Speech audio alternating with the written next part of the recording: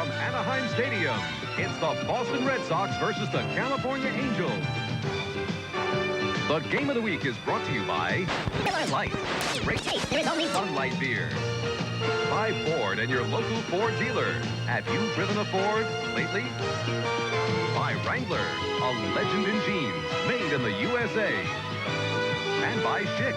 When the beard is back, you gotta get Schick.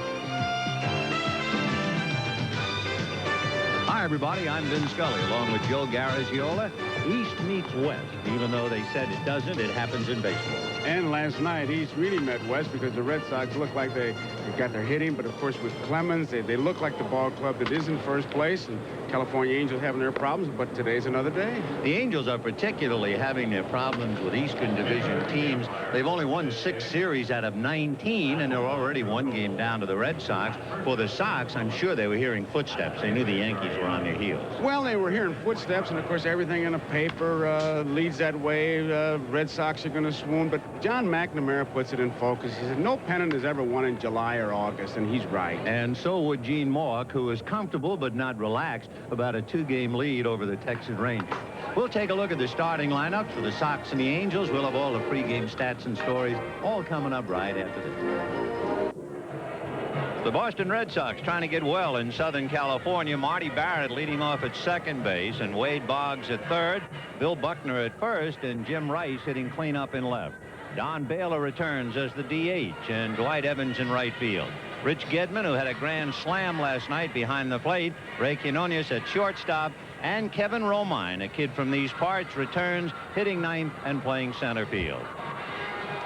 Here's the defense for the Angels. Downing in left field. Pettis in center field, and he really can roam. Last night just made a couple easy catches, and balls look like base hits. Henrik is in right field. It's the Sensei Schofield, and you'll see a lot of leather around shortstop with Schofield there. Gritch at second base. Joyner, you talk about his hitting, but he is a tremendous fielder. Bob Boone behind the plate, and it's always a joy to watch him because he's always got that glove in the strike zone. I don't care where the ball is. How he does it is a mystery. Well, he'll be handling Mike Witt, who is 9-7, but the Red Sox have beaten Witt twice. They beat him each time in Fenway Park. 3-2 in Fenway when he bowed to Clemens, and he lost to Bruce Hurst here 3-0 at Fenway. He is 1-4 lifetime. Fouled away by Marty Barrett, who has hit in 4 straight, and for about a month now, Marty's been hitting .360. So Marty Barrett leading off.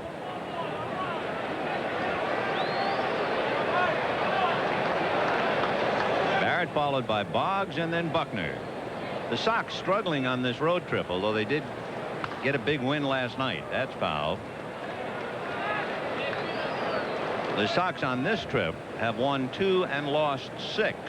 Their first West Coast trip of the year, just the other way around. They were 6-2.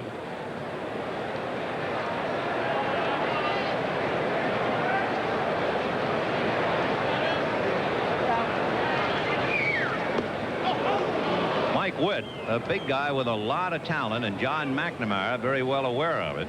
So he'd like to see his ball club get an early inning jump. Sox 4 games in front of the New York Yankees.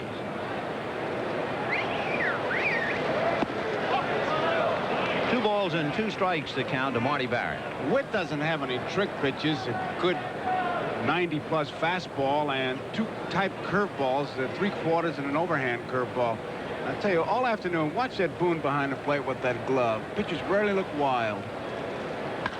High fly ball to right field, moving over for it. And waiting is George Hendrick.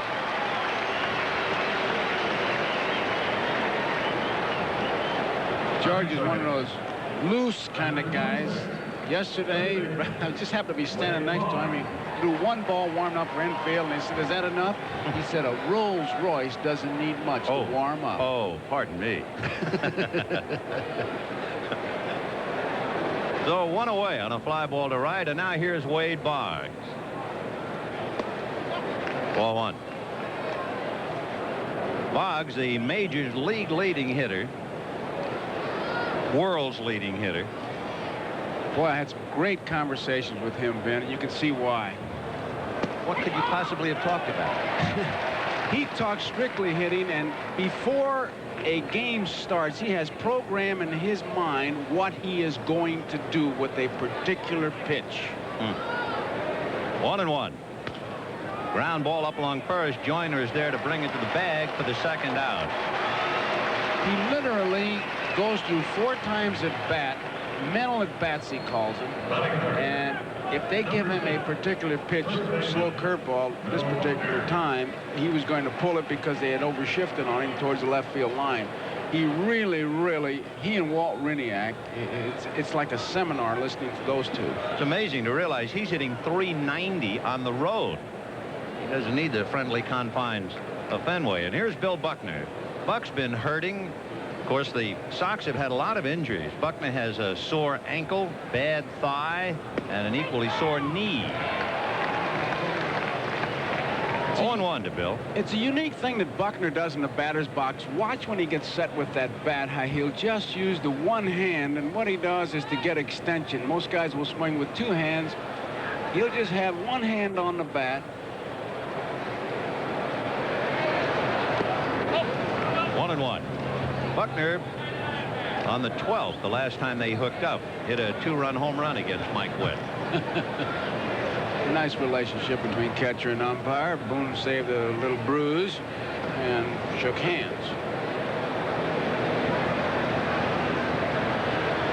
There's that extension. Fouled off, 1-2 the count. We're just starting up, so pull up a chair and spend part of the day with us. The Red Sox and the Angels. The Angels 2 games in front of Texas. The Sox 4 games in front of the Yankees, who are playing Minnesota, and we'll keep you apprised of that game. And they have split their 10 previous meetings. Mike Witt trying to win his 10. Interesting note, too, about the pitching pair-ups today. Bruce Hurst and Mike Witt. They were each drafted back in 1978. And they have certainly reached prominent heights with their clubs. Ground ball to shortstop. Schofield back to get it.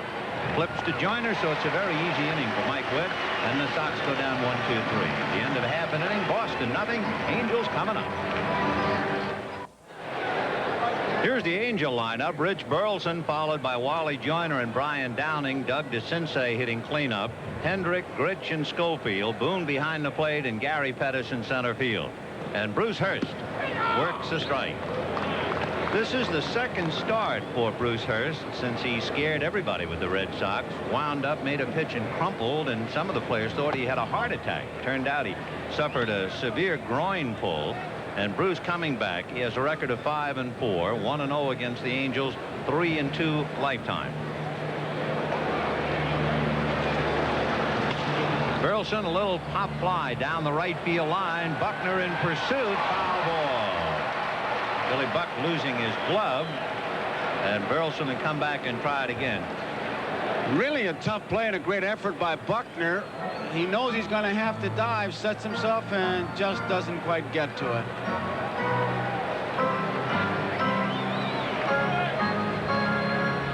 So Billy Buckner aches and pains and banged up, gives it his best shot, can't handle it, and Burleson comes back. Burleson, of course, came out of the Red Sox organization, spent 6.5 years with Boston, and way back he won the Unsung Hero Award given by the Boston Riders back in 1975. 1-2. A real battler, that Burleson. I tell you, everybody admired. I remember when he was at the Red Sox, they talk about he came to the ballpark even-tempered every day. Man. He's a little hot right now after being tied up and caught looking. Rice, Romine, and Evans in the outfield. Evans with that great throwing arm. Boggs, Quinones, Barrett, Buckner in the infield. Gedman behind the plate, big grand slammer, and Bruce Hurst, who already has a strikeout. Here's Wally Joyner, followed by Brian Downing. Joyner, the big RBI man, and the rookie, might very well become the first rookie to win the MVP award since Fred Lynn did it for the Red Sox.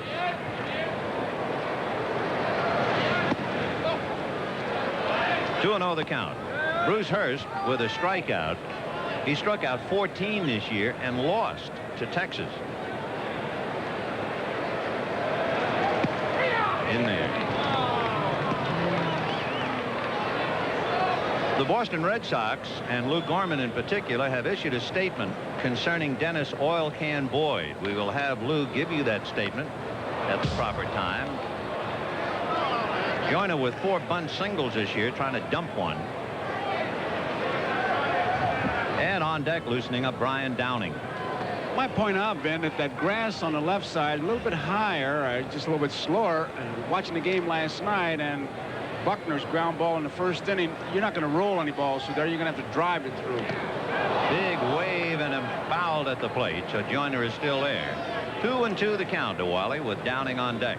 Gene Mauch and the Angels trying to turn themselves around. They're struggling at home. They have lost 6 of their last 8. Gene saw them lose 3 out of 4 to Toronto, 2 out of 3 to Milwaukee, and of course last night to the Sox. Not happy about that at all. Foul back. Of course, the Angels are having a lot of trouble with the Eastern Division, and when they finish with the Sox tomorrow, they will begin a stretch of 20 games with Western Division teams, Oakland, Seattle, and Minnesota. Fly ball into center. Kevin Romine is there, and Romine makes the catch for the second out. In talking about Minnesota, it reminds us, and particularly for the people in the New England area, they're in the 5th inning. Minnesota is leading the Yankees 5-1. It is raining. Ricky Henderson homered to account for the Yankee run. Frank Viola and Drabek has been chased. So it is 5-1 Minnesota, but it is not an official game at the stadium in the rain in the 5th, and we'll keep you up to date on it. Brian Downing, the muscle man of the ball club, who has been bothered by a strange cough, and he's had it too long. Can't shake it. He's struggling too. The cough and his health no doubt bothering him, and he has only 3 hits since the All-Star break.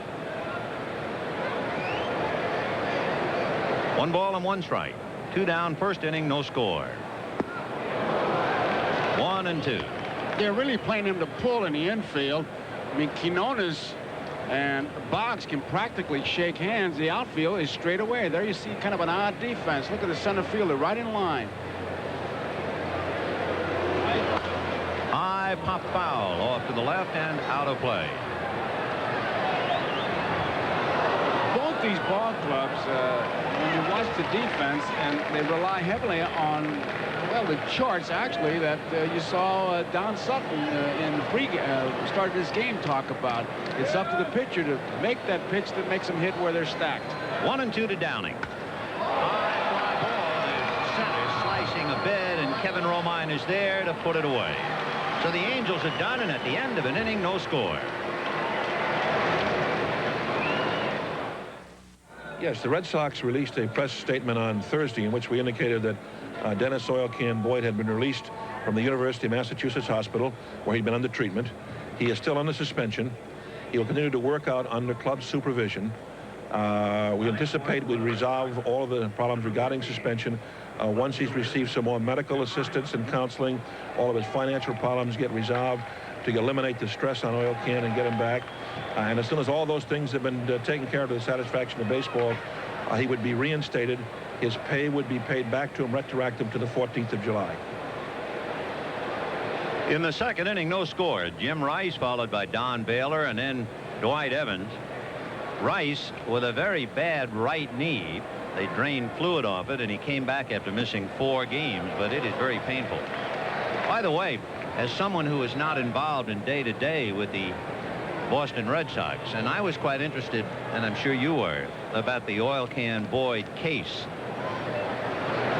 Fouled away. And one of the things bothered me, because I had read so much, that Don Baylor was a great leader with the Angels and a great leader with the Yankees and a great leader with the Red Sox. And I thought, well, if Baylor was such a great leader, I wonder what his relationship was to Oil Can Boyd. Drive to center. Gary Pettis is there. So, following that, I said to Baylor before the ball game, hey, you're the big leader. How come he didn't follow? Number 25. Al Nipper, Roger Clemens, and myself. I know John McNamara worked with Oil Can, I mean, more than did with his own son. And for Oil Can to come back to this ball club, he's going to have to conform to us. the last time. The players went out of their way to help All Can. So I think for All Can to be successful as a teammate, he's going to have to come back and conform to this club, because this club is a team and it's not an I. It's a we, and that's what we're trying to do here. We're a we team, and we're here to win. So speaks the leader.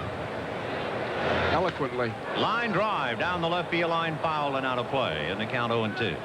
As I understand it, too, I think Boyd, among other things, with all of his other problems, he had a stipulation in his contract. He was going to get $25,000 if he made the All-Star team. So when he didn't make it, he felt that he lost 25, and that just took the lid off. That'd give you 25,000 reasons to get upset. But there wasn't anybody ahead of him who didn't deserve being there. And I think what Baylor said really makes the sense. We have tried very hard. It's about time he now cooperated with the team. 1-2 the count to Baylor. One out in the second inning. No score. Oh, good pitch. He took something off it, and Baylor way out in front of him. Big league pitch. Off speed to get Baylor.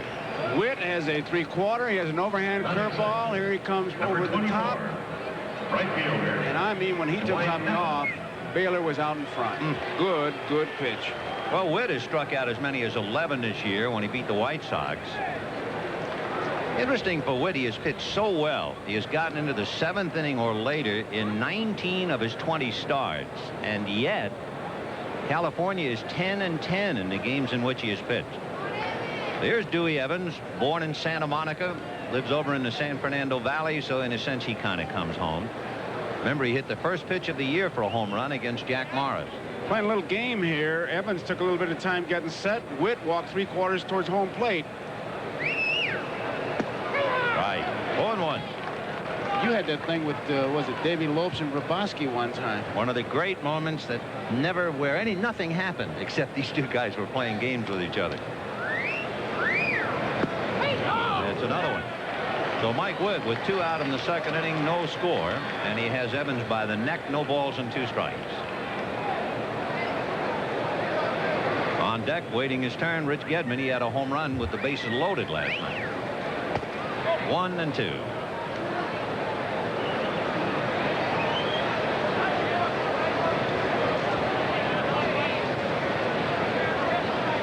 Mike Witt trying to get the Angels squared away at home. The Angels will play their last 7 games of the year on the road. They have 3 in Kansas City and 4 in Texas. The Red Sox are the only team in the majors to have 3 consecutive series at home to finish the year. And what a homestand that's going to be. They finish the year with Toronto, Baltimore, and the Yankees. No wonder John McNamara is in a pensive mood.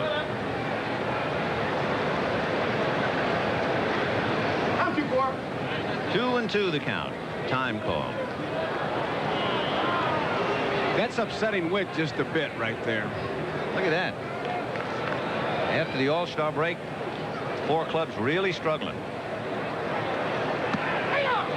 the corners, Dewey Evans caught looking. Strikeout number 2 for Mike Witt. And at the end of an inning and a half, no score. Well, you see Lou Gorman, and today's all alone. And last night he watched the game with general manager Mike Porter, the Angels. But before that, I saw him sitting with Howie Hake, and I said, uh-oh, looks like Rick Rhoden might be on his way from Pittsburgh. And they both just kind of grinned. And the Pirates are in pretty good shape if indeed they are willing to deal Rhoden, which I'm sure they are, if they get a little bit of a bonus in that deal. And having just left Pittsburgh, I saw several Red Sox scouts there watching Rhoden pitch the other night. However, there are people in Pittsburgh who say, and I have no reason to believe this, but there are Pittsburgh people who say the Yankees have the inside track. So they're going to really go down to the wire on that. Pittsburgh will just sit back and let him come shop.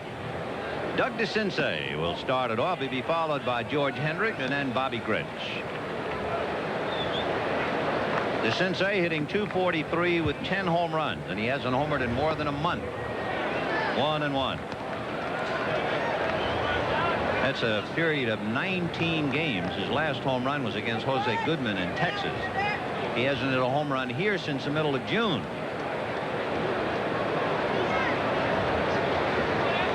You have two pitchers today, Mike Witt and Bruce Hurst, who were opening day pitchers. That's a foul ball.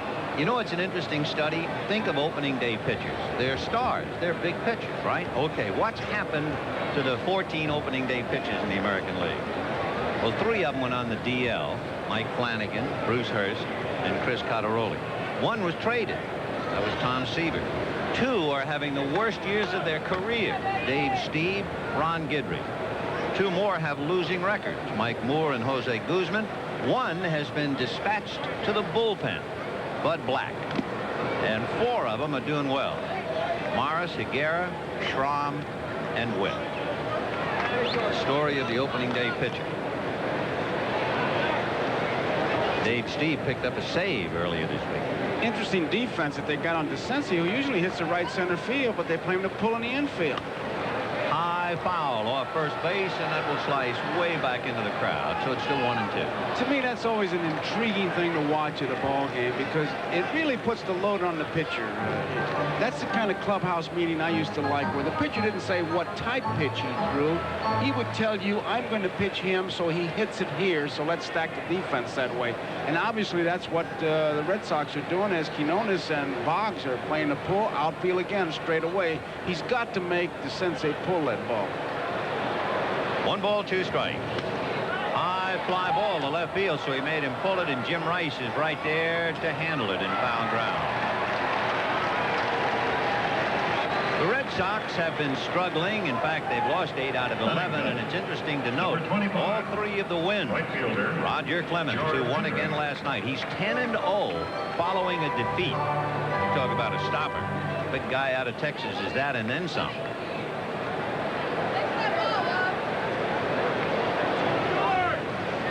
George Hendricks, 8 home runs, 27 runs batted in.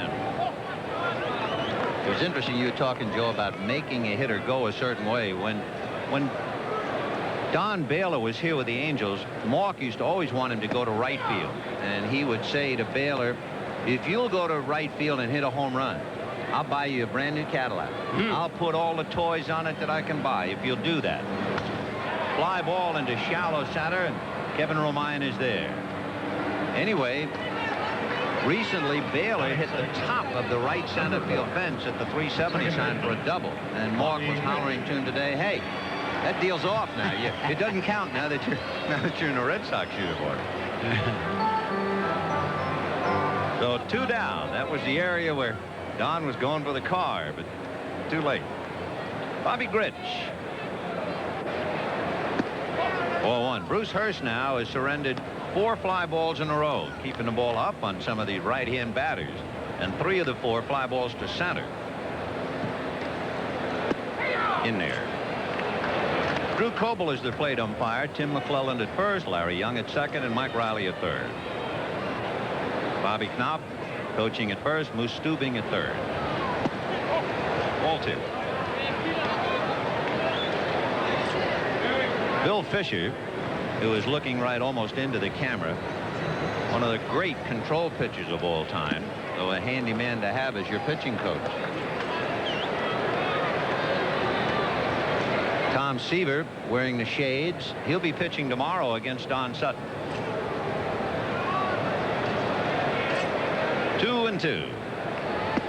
Oh, big overhand jug got him. That's his second strikeout. 6 in a row retired, and at the end of 2, no scores. We'll be back after these messages from you. September the 30th, 1984. Mike Witt and a perfect game against the Texas Rangers. Boy, what a way to finish the year with a perfecto. Well, so far he's retired 6 in a row. The last perfect game turned in by Lem Barker for Cleveland against Toronto. That was in '81. He has 2 strikeouts today, and he is against a team that is tough to strike out. In fact, the Sox have struck out the fewest times in the American League. A drive to left field and deep. Downing going back, away back. It is home run. Downing just missed it, and we had to wait for Mike Riley, the third base umpire, to get out and call it. So Gedman takes Witt the other way for a home run. That's only his second lifetime hit against Mike. He was hitting 056, and look at this effort by Downing. Looked like Downey may have gotten hurt when he came down. He almost does the split. He really gives it a good effort. Looked like a breaking ball. Gedman last night pulled the ball to right center field, and today the opposite field. Great effort by Downey. So it is 1-0 in favor of the Red Sox on the home run by Rich Gedman. He now has 8 RBIs in his last 4 games, plus 1 at bat today. He's hot. He had that slam last night. Vin, when you hit a ball that hard to the opposite field, that just doesn't happen. You have to kind of program yourself. You're going to go that way and drive it. He really did drive that ball. 1 ball, 1 strike, and there's a one-hopper played nicely by DeCinces right off his left hip. That takes care of Quinones. Tell you another thing, too. If you're thinking about going the other way, do it in the daytime here. The ball really carries in the daytime at Anaheim. DeCinces, good hands, good play. Once he had it, it was an easy out, but it was not an easy chance. Here's a wonderful story coming up to the plate. The youngster Kevin Romine. Romine is from these parts. He went to high school at Fountain Valley. He went to college briefly at Orange Coast, and then 2 years over at Arizona State. In fact, the last time he played anything here at the Big A, he was a running back, a tailback at Fountain Valley, and he ran for over 230 yards. And he and Mike Witt go back together, because he went to Fountain Valley and Mike went to Servite, and they faced each other in a CIF championship high school game, and Romine went 2 for 3, including a double. Tried to bunt. 1 and 2 the count to Kevin. So it's interesting with all the kids scrambling around in Southern California. A few years go by and here they are. He's under some pressure, too, because Armas is about ready to come back, and he's one of the 2 that might be sent back down. He knows he has to do it, and you get a situation like that, tough not to press. 1 and 2. And he hits a fly ball down the right field line. Hendrick is to the line and makes the play. Lachelle Tarver is a left-hand hitter, and since Armas will be coming back tomorrow, the chances are they will keep Tarver, who's left-handed and runs well.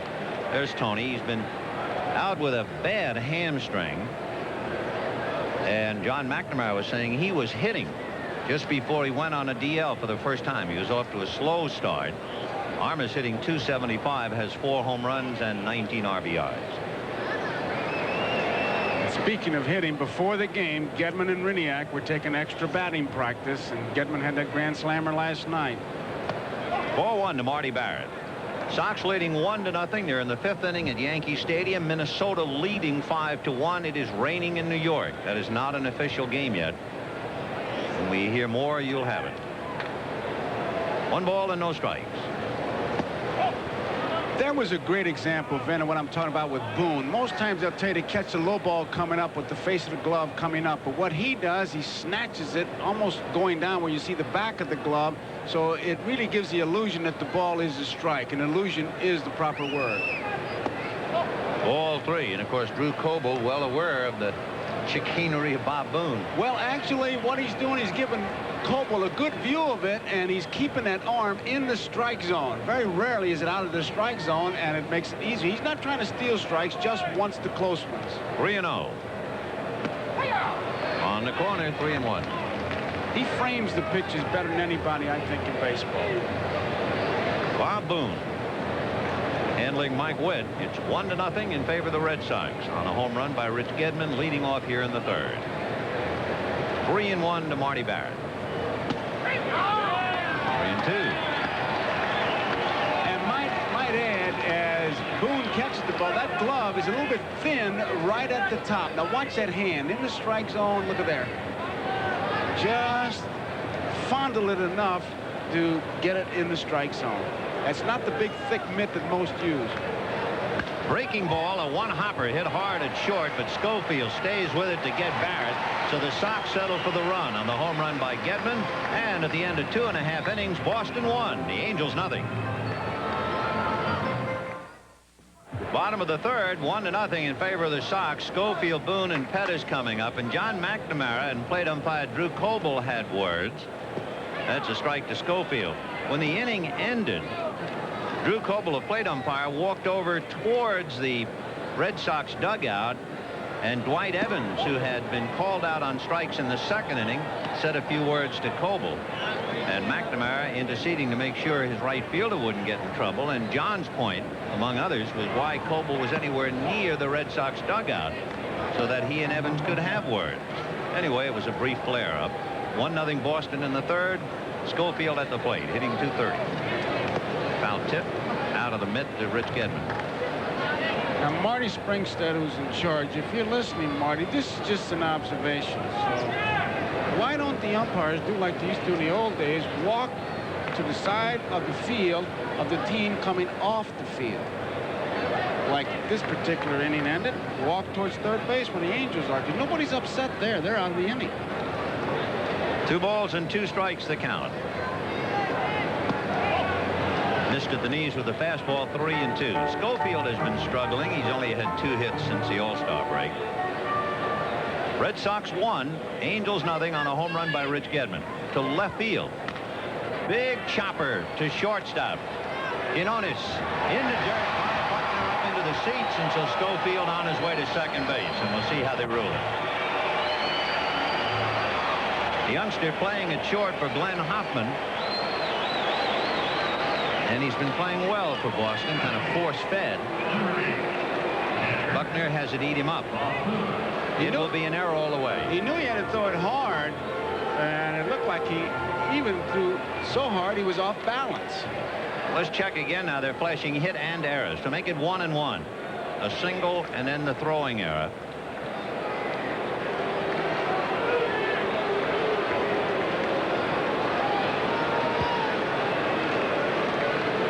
So the tying run at second, nobody out, and Bob Boone the batter. 4-1. Well, Booney, knowing the way he plays, going to hit the ground ball at his second baseman. He'll get an out and pick up a base. You know, this is 300th at bat this year, and he's only struck out 16 times. Remarkable. And he goes the other way, backhanded nicely. That was a tough play because Marty Barrett was caught in between hops. So Boone, a great job, and Barrett shaking his head, and I can well understand why. Boy, was that a tough play. Whew. It's going to go in the books, a simple ground ball, but it was anything but. Backhanded and almost took the short hop, and once again, it's not going to show up in the box score, but Boone makes an out, but he picks up a base. So Schofield is at third with 1 out. The tying run 90 feet away. Good play by Marty Barrett, and it's Gary Pettis trying to pick him up. Pettis hitting .247. A switch hitter going right-handed. They pull up the corners to the Angels because with Pettis up there in his speed, that causes the Red Sox to bring Buckner and Boggs up.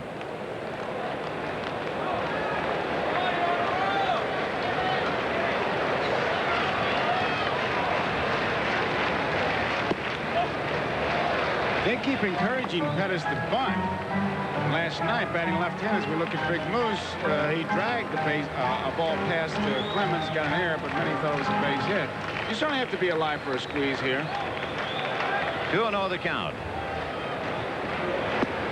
One problem with the Angels, and the contrast is terrific. You have Bob Boone, who rarely, if ever, strikes out, followed by Gary Pettis, who strikes out a lot.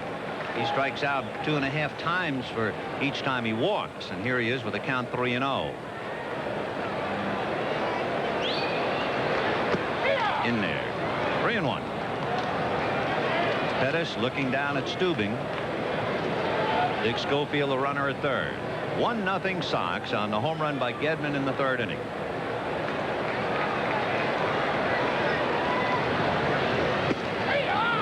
the corner, that's Scrooge out there, 3-2. That was really a major league pitch right there. There was nothing Pettis could do but exactly what he did. Watch it sail by for a strike. So Bruce with a full count and 1 out.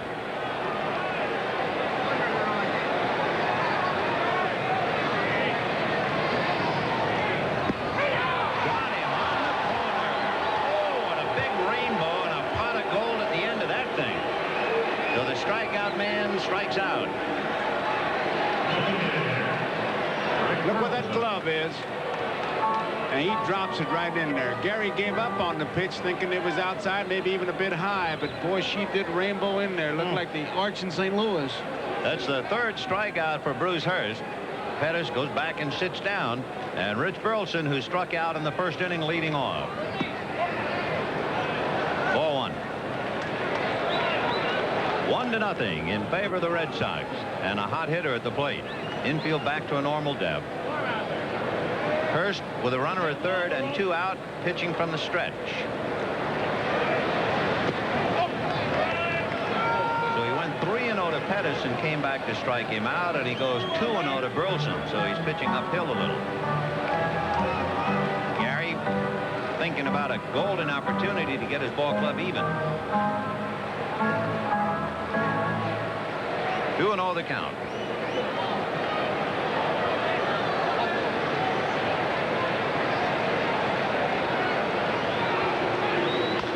Ground ball foul outside of third and down the line, flagged by Boggs. Burleson has been a very successful DH with Schofield at third. He's trying to pick him up. He's hit in 17 of his 19 games as a DH, including 9 in a row.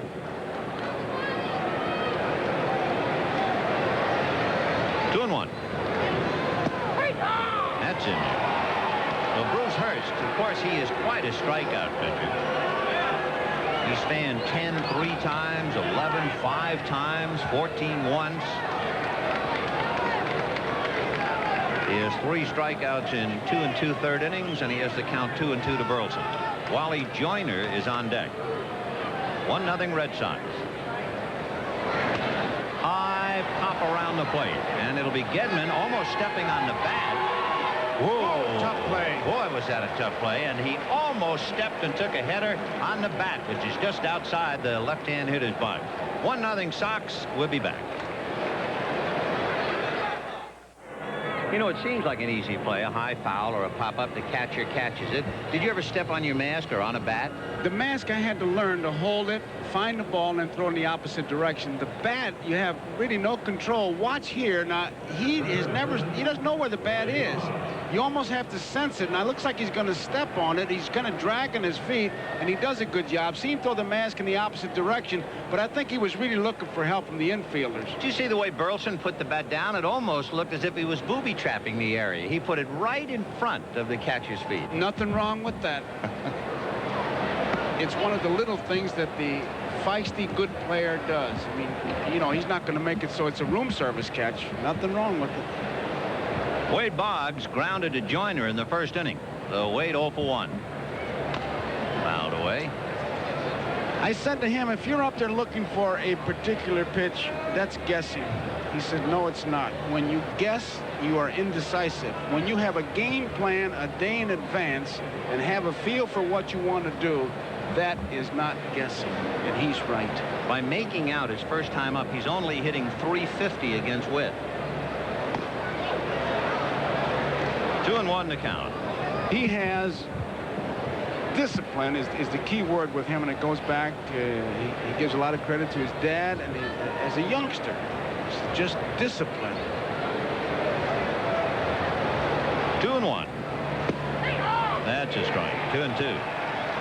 By the way, Ben, in that Sports Illustrated story where Williams said he smelled, you know, the ball burning and all that, and Mattingly said he did, Boggs says, I asked him again. He said, I don't know how those guys could do that. Well, that's all I heard, too. After that broadcast, we talked about it. People all over baseball were telling me, oh, sure, you can smell it. 2-2. Ground ball to the right side. Bobby Grich is there. That'll take care of Boggs. 1 away. Interesting. Now, last night, every ball he hit was to the opposite field. Today, 2 times up, he grounded out the first, grounded out the second. Even though they stacked him that way, it's pretty apparent he's looking for the off-speed breaking ball so he can burn him in the right center field. Where's Buckner? He went the other way and grounded a shortstop in the first inning.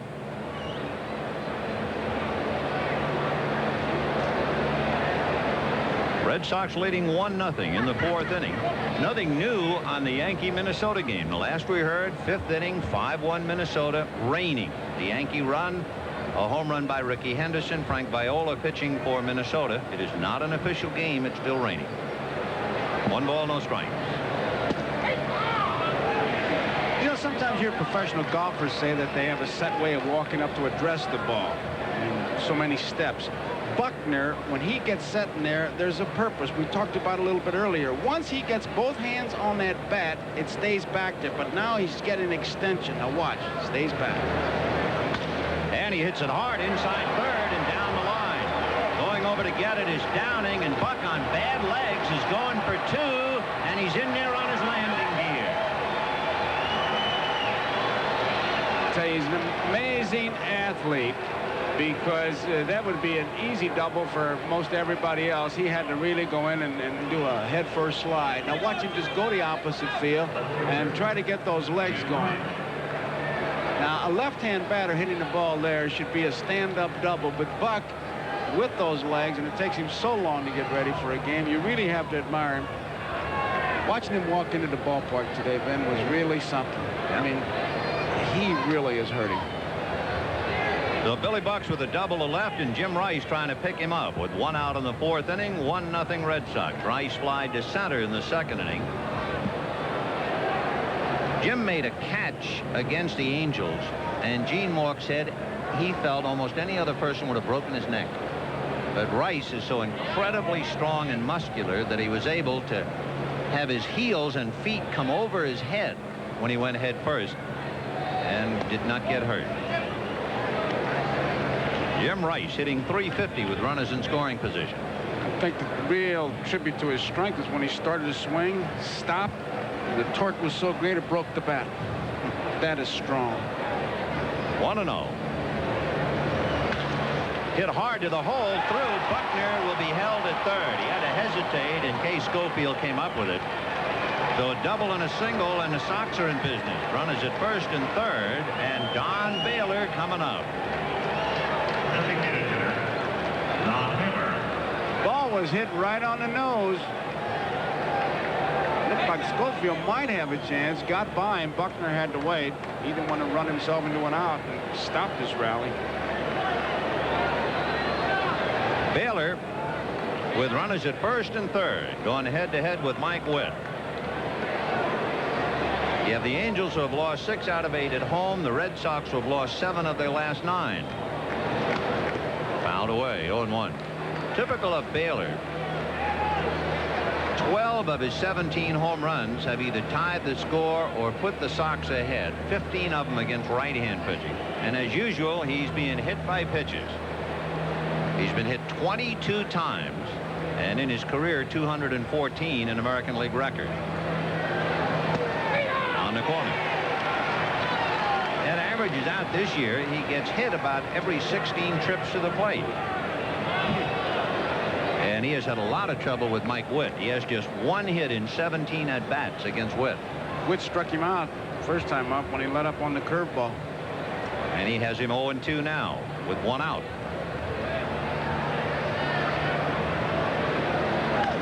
And he pops it in the air into shallow center. Out goes Grich. Pettis coming in, and he has the easier play. And Buckner's going to come anyway to throw. He is out at the plate. Buckner's going to argue that he was never tagged. They also throw and double up the runner Rice, and Buckner is incensed. Now John McNamara coming over to try and restrain Buckner, who is chewing on Drew Coble. So Pettis gets his glove and drops it. Buckner tries to come in, as nailed 8-2. Take another look.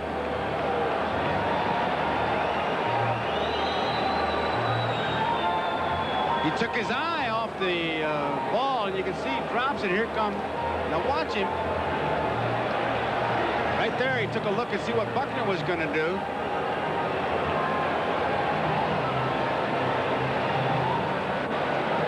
We'll be back.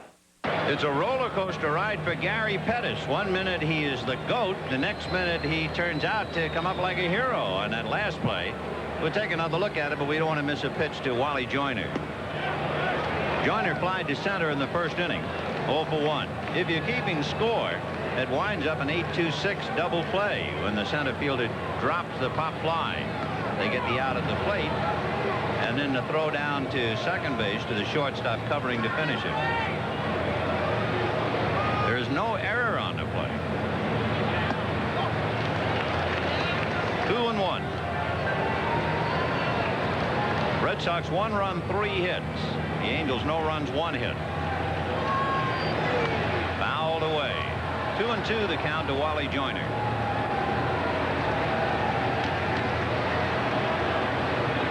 Here's where Wally is with the rookies.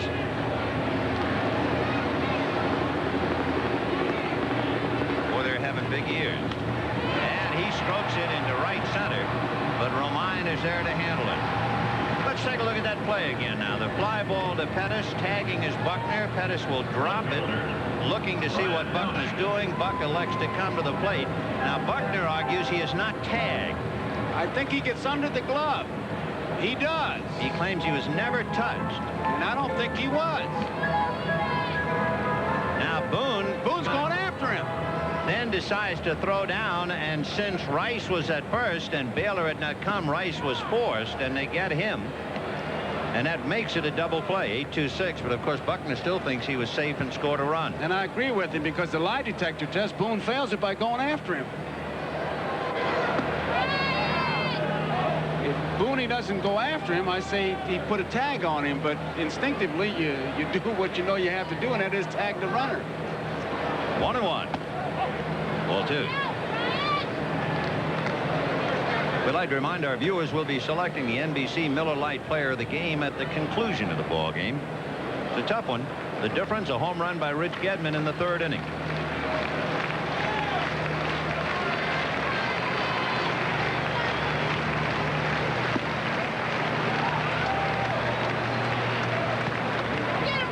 The two Angels who have hit Hurst pretty well.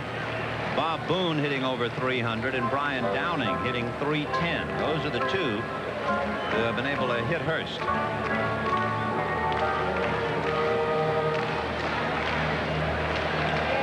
At 10 outs, and 4 of the 10 have been fly balls to Kevin Romine in center field. That's a strike. 3-2. Boy, that's a mean pitch to hit the inside corner like that. Downing jackknifing. And Hurst just sawed it off. 3-2. Too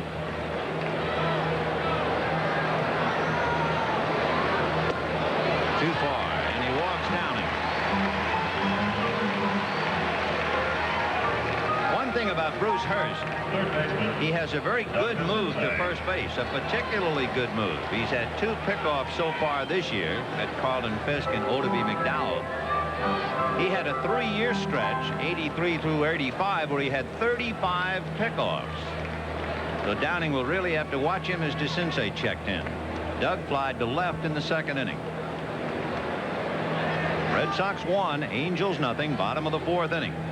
The Angels had a runner at 3rd with 1 out in the 3rd and left him.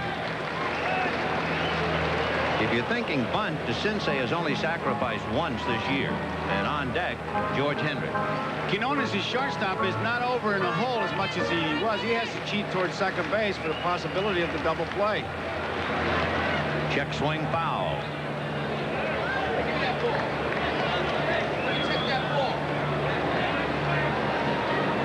There you see him now. Remember, first time up, they stacked it towards the left field line. But with the base runner Downing on, DeCinces, the batter, Quinones has to worry about the double play and getting over to cover second. If the ball is hit to Barrett. 0-1.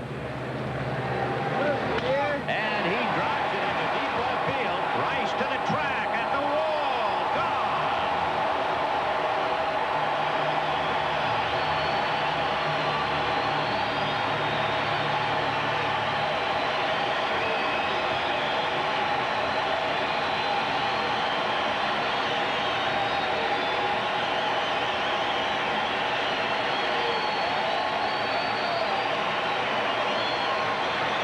What is that, a high 2? 2 fingers. It means 2-1 in favor of the Angels is what it means. As Doug DeCinces drills it out of sight. Remember, he had gone 19 games without a home run, and he hadn't hit a home run here since June 17th. And McNamara finds his ball club down 2-1. And George Hendrick, the batter. Ball 1. great reaction of Gedman with his mouth open, and Hurst just watching it, knowing if you're going to lay a ball down the middle, that's what's going to happen.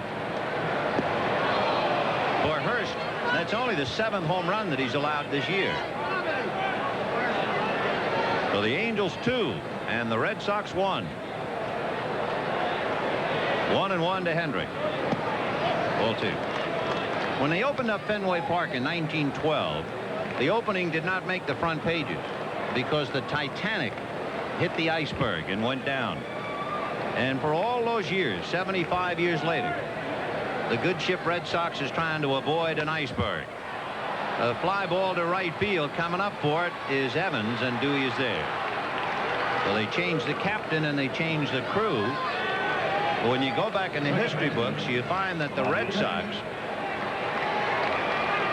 had 4 World Series wins in the first 7 years when they opened up Fenway Park, and no World Series in their last 67 years.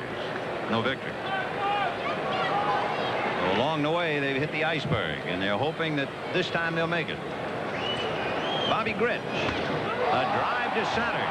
Back goes Romine to the track at the wall. Gone.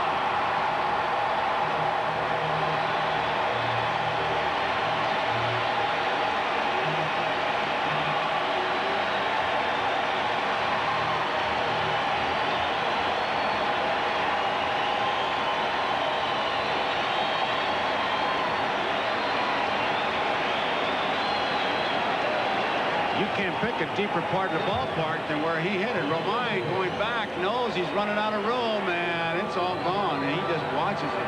That's 6 home runs for Bobby Grich. So Hurst is roughed up for 2 home runs. DeCinces with Downing aboard, Grich with the bases empty, and the Angels now are leading 3-1. And Dick Schofield, the batter.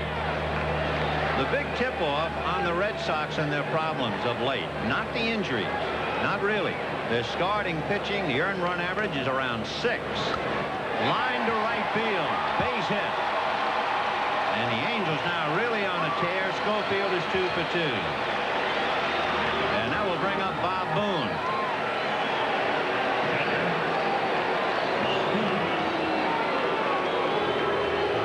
So Bill Fisher going out to talk. And Bruce Hurst will listen. I think this is one of those mood-breaking visits. Certainly no strategy to talk about. Just the idea of, hey, try to pitch within yourself, get the home runs if you can. Go out and get this guy. That kind of conversation.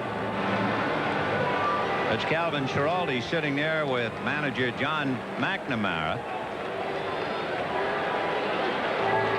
Just checking the home runs. You might be somewhat shocked. We're talking about Anaheim and how the ball flies out.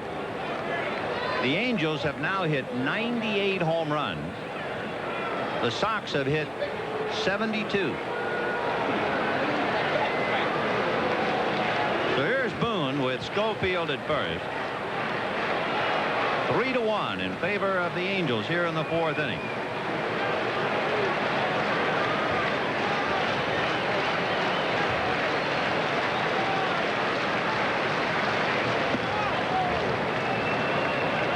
Ball and no strikes.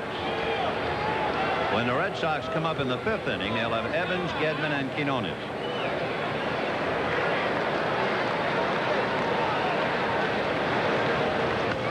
High foul off to the left. Coming over is Boggs right on the lip of the dugout, but it's 3 rows back in.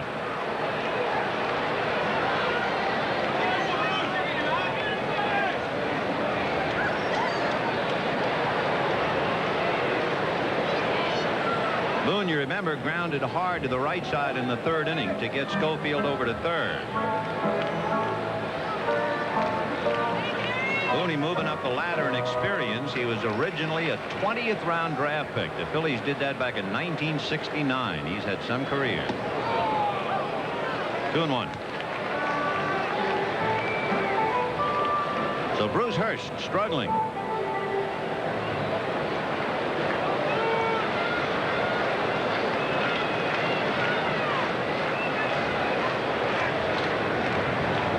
Last start, he went 5 1/3 innings against Oakland.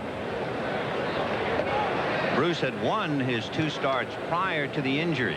He suffered the injury May 31st in Minnesota. Ground ball hard inside third and down the line.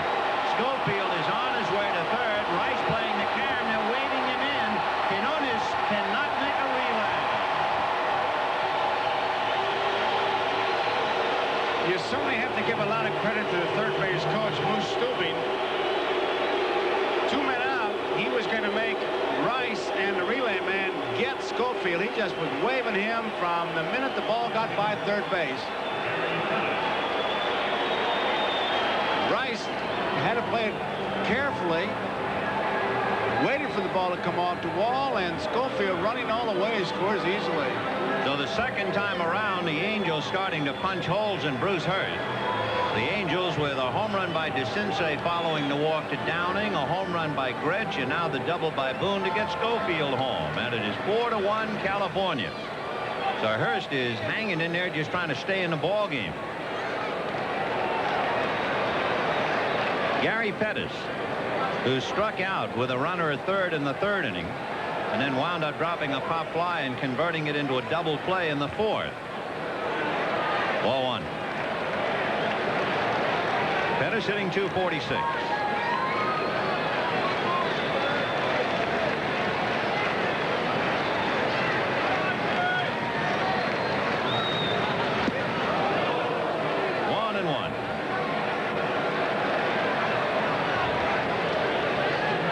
Schiraldi loosening up back of Bruce Hurst.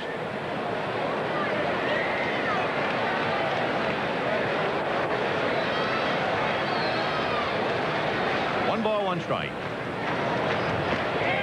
It's that rainbow that drops in there nicely for a strike. 1-2.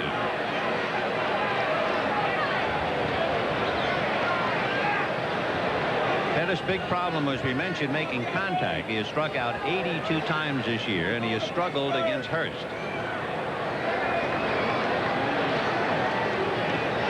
One and two. Of course, when you talk about struggling against Hurst, you have a lot of company. And when he was battling Hurst earlier in the year, Bruce was very much on his game. His numbers today, he's been punished by 2 home runs and a double.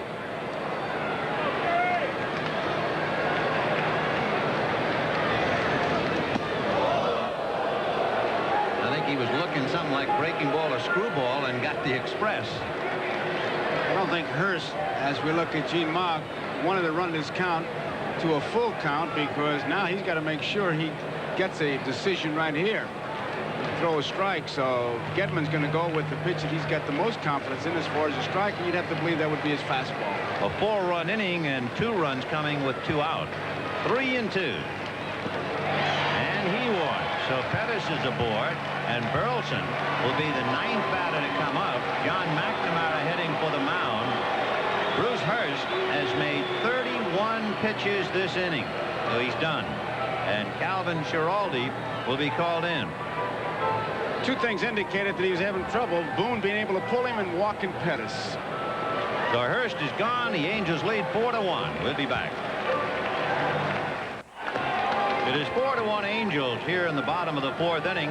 The Red Sox trying to shake the image of the Titanic and the iceberg. You can go back to 1972, where they led by 2 on the 21st of September, only to lose to Detroit. In 73, they were in first place on July the 10th, and Baltimore won. In 74, the Red Sox led by 7 on the 23rd of August, and Baltimore won. In 77, they were 3.5 in front of 18th of August, and the Yankees won. In 1978, they were 10 ahead of Milwaukee and 14 ahead of the Yankees on the 19th of July, and the Yankees won in a rather historic playoff. But the Red Sox didn't go easily. Everybody remembers Bucky Dent and Mike Torres, the pitcher, and Dent's big home run. But the Red Sox still didn't quit. Dent hit the home run. It was a 3-run home run to give the Yankees a 3-2 lead. They scored another run, and later Reggie Jackson homered. Well, guess who's coming up now? Reggie Jackson will bat for Rich Burleson. But the point I wanted to make was the Red Sox battled back. They scored 2 in that game.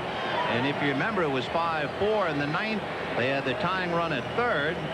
And Carl Yastrzemski fouled out to Greg Nettles. 0-1 to Reggie. For Calvin Giraldi to come in, he is the 16th pitcher used by the Red Sox this year. He was called up from Pawtucket, the 9th player to come up from Pawtucket.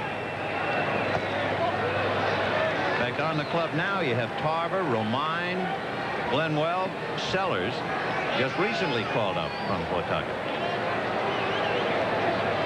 1-1 to Reggie.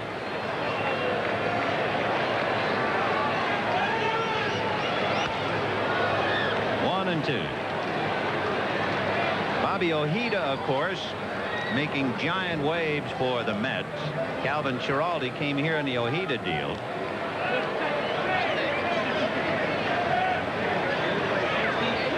Reggie's last 3 home runs have come against the Red Sox. 2-2. He's homered against Clemens, Seaver, and then Seaver again. And he'll be going after Seaver tomorrow. That was a slow curveball. I think right now in this pitch, you're going to see strength against strength. Fastball hitter, fastball pitcher. 2 balls, 2 strikes. Got him, and he just blew him down with a fastball at the knees. However, the Angels get 4 on 2 home runs, a single and a double. And at the end of 4, California 4 and the Red Sox 1. We'll be back after these messages from your local station. This telecast presented by authority of Major League Baseball and may not be reproduced or retransmitted in any form without the express written consent of Major League Baseball. Boy, there's a great one, Joe. Jimmy Reese, he made great Babe Ruth. Jimmy, a real master with the fungo. In fact, he used to be able to pitch batting practice, and I use that word loosely because what he would do is take the fungo bat and hit the ball towards the plate, and it would be a strike. So he would pitch batting practice by hitting fungos. What a guy. What a guy. Beautiful man. He has piled up a few years, hasn't he? Yes, he has. Just checking to see how old he is, to be exact. Well, 1 bounce was out. 1 bounce was out. He will be 81 October the 1st. Isn't that great that he's still seated on a Major League bench? Dwight Evans takes ball 1, struck out in the 2nd inning, called out, and had a little jawing session with Drew Coble. He has not hit Witt at all. He's not worth a buck against Witt. 0-71. Popped it in the air, foul behind the plate. Booney coming to the screen, out of play. If you've been watching our telecast, we kind of check on these catchers who check hitters who might be sneaking a peek. Booney has kind of an unwritten law that if a fella's deep in the batter's box and gets weight way back like Evans does, he'll just check him because he kind of feels maybe he's looking for a location.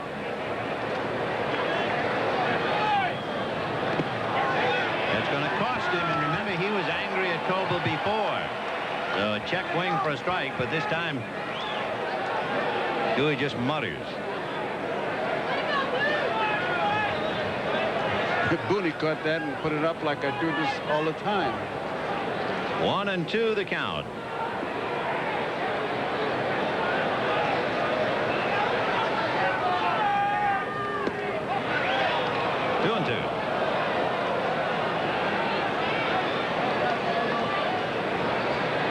Deck waiting his turn. Rich Gedman, remember, he homered to left field in the 3rd inning for the only Sox run.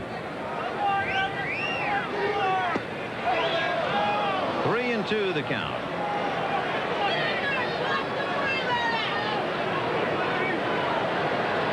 Gene Mauch leading 4-1. We were giving you some of the painful history of the Red Sox. Gene has some painful history of his own. The 61 Phils he managed that lost 23 straight. Hit up the middle, and it'll be a base hit for Dwight Evans. It was Witt's follow-through that really cost him that time. He was falling towards first base, and if he'd have been perfectly balanced, he makes the play. Now watch him fall that way and just can't get back there. Wisely, he started to put his hand and drew it back. Rich Gedman will be coming up. Mauch sharing with McNamara the pain. Of course, for McNamara, he was not involved in all of the misfortunes of the Red Sox, But Mork could write his own book. In '64, the Phillies were 6.5 games in front with 12 to play, lost 10 straight, and they came up a buck short. That's a line drive at short, and they're going to play for the force and double, but it's not going to count. Schofield was thinking, I'll just knock it down and get 2, but he won't. The line drive is ruled an out, period. I tell you, if you were scouting him for the first time, you'd have to put him down as a more than average as far as intelligence. He just knocks that ball down. He anticipated that. He's also playing for a guy named Mork. That's right. Who wrote the book. Yes, sir. That was really, he tried it, didn't get away with it, but there was nothing wrong with it. Gene saw his Angels in '82, remember, go 2 up and then lose 3 straight to Milwaukee. And then last year he saw the Angels finish second to Kansas City when they lost 3 out of 4 in the final weekend series with Kansas City. So both teams, both histories, show a lot of record. You mentioned Gene Mock helping him think like that. I wonder if his father, Dick Schofield, a former major leaguer, may have had him try that in Little League. Maybe. Be like him. Sure. Ray Quinones struggling and has been in a slump for quite a while. 1 ball, 1 strike.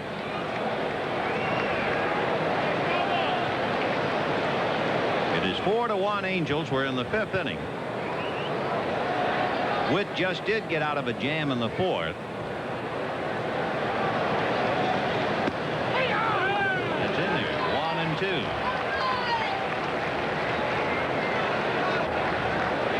Mike Witt trying to win his 10th. He has won 6 and lost 2 here in Anaheim.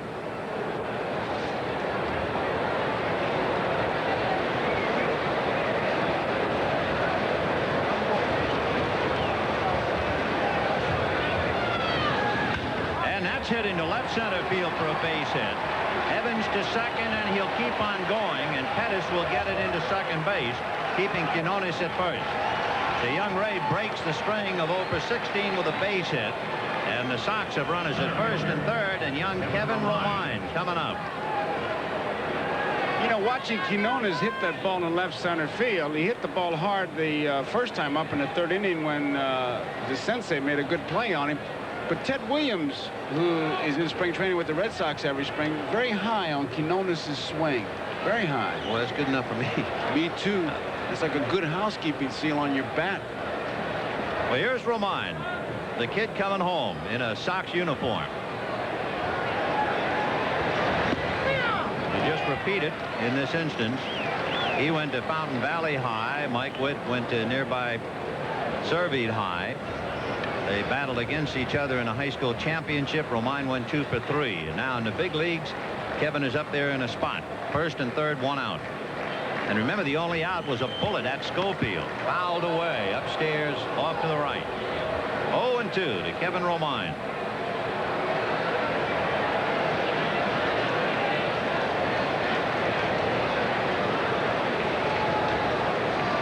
On deck, the leadoff man, Marty Barrett.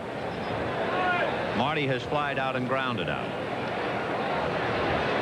So Mike Witt, who is almost a lock every time he starts to get at least into the 7th inning, is in a little bit of trouble here in the 5th, getting out of a scrape in the 4th. Sidearm curve fouled away. Well, I'll say one thing. He really came with the jelly leg pitch, and Romine hung in there. Yes, he did. Hit it off the handles, but you could see that he was determined to stay in there because Witt, who comes 3/4 and overhand, does drop down occasionally. Really got a little nasty with that one. And I'll tell you, the feeling is that he's thrown from behind the third base coach when you're batting against a fellow who sidearms you like that. Mike Witt is 6'7", so when he sidearms you, you have been sidearmed for the whole day. Quinones at first, Evans at third. 1 out. Over the top. 1-2. He's one of those loose guys, too. When they sidearm you, it seems like they're on hinges. I love his name. Michael Atwater Witt. I mean, that kind of gets you. Yeah, well, it wouldn't throw a lot of fear into you if you were batting, but Mike Witt would. Michael Atwater, huh? 1 ball, 2 strikes. Over the top, got him. Looked like an overhand curveball. And Witt, who Media showed Romine everything. Here he comes over the top, and look at that thing drop. That's the one as a kid we used to call it drop. Whatever happened to those great names? Well, Romine knows what happened. You go back to the bench. Third strikeout for Mike Witt. And now Marty Barrett flied to right, grounded to short with 2 out. The Sox at first and third. Inones at first. Evans down the line from third.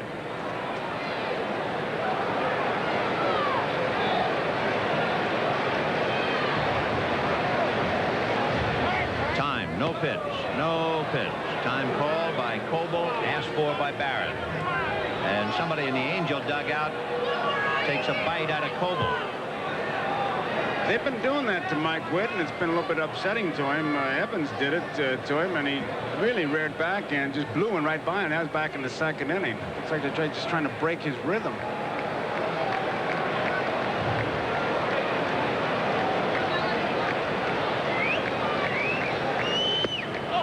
Ball 1-0. It's interesting, you see some of these averages or lack of average that the Sox have against Witt.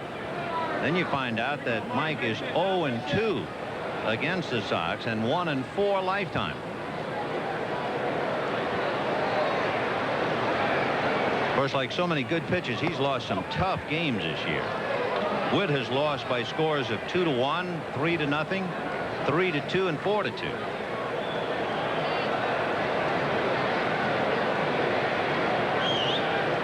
In his games against the Sox, he lost 3-0 and 3-2. Interesting maneuver by Barrett with a slow curveball. I'm sure he might have tried to drop it. At any rate, he's pulled DeCinces in a couple steps at third. 2 balls and no strikes.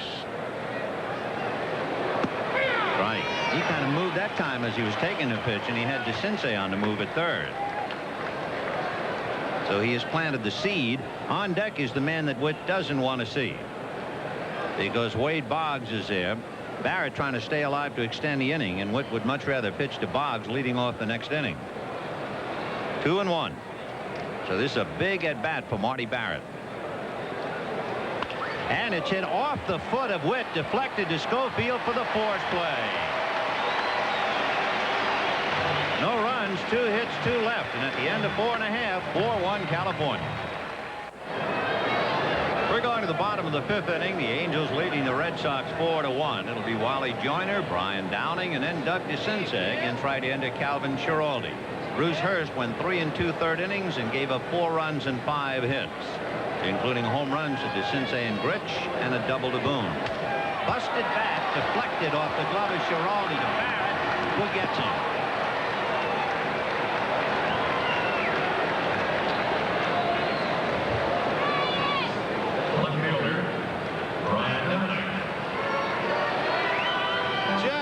To slow it down. Looked like it was hit off the end of the bat. Yeah, Joyner won't use that stick again. You could hear it crack up here. Tried to give it that extended last step, but it was not enough. Brian Downing flied to center and walked. It was a key walk with 1 out because DeCinces followed with a home run. 4-1 to Brian, hitting .274. Dowling prior to today had just 3 hits and 24 at bats. He was really struggling. Ball 2.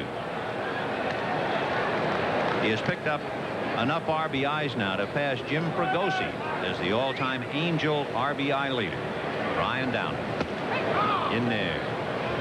2-1. He's pretty much of an Iron Man. He's on a pace to become the first Angel to play 150 or more games 3 straight years since Don Baylor did it. 2-2. The only Angel to play in every game this year is Wally Joyner.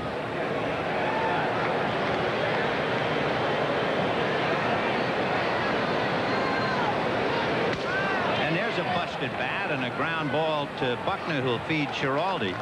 So Calvin is shattering the woodpile. 2 down. Tomorrow, NBC Sports World presents an exciting afternoon of boxing. The United States faces the Soviet Union in an Olympic tune-up. Watch as these top-draw amateur boxers square off in Sacramento, California. Be sure to join us tomorrow, 4:30 p.m. Eastern and 4 p.m. in Los Angeles for fast-paced ringside action on NBC Sports World. Which reminds me, we got the Giants next week. I saw Roger Craig in a boxing match with Herzog. I know. I got to ask him about that. We haven't seen that ball club yet. Looking forward to that. Next week from Candlestick Park, the Atlanta Braves and the San Francisco Giants.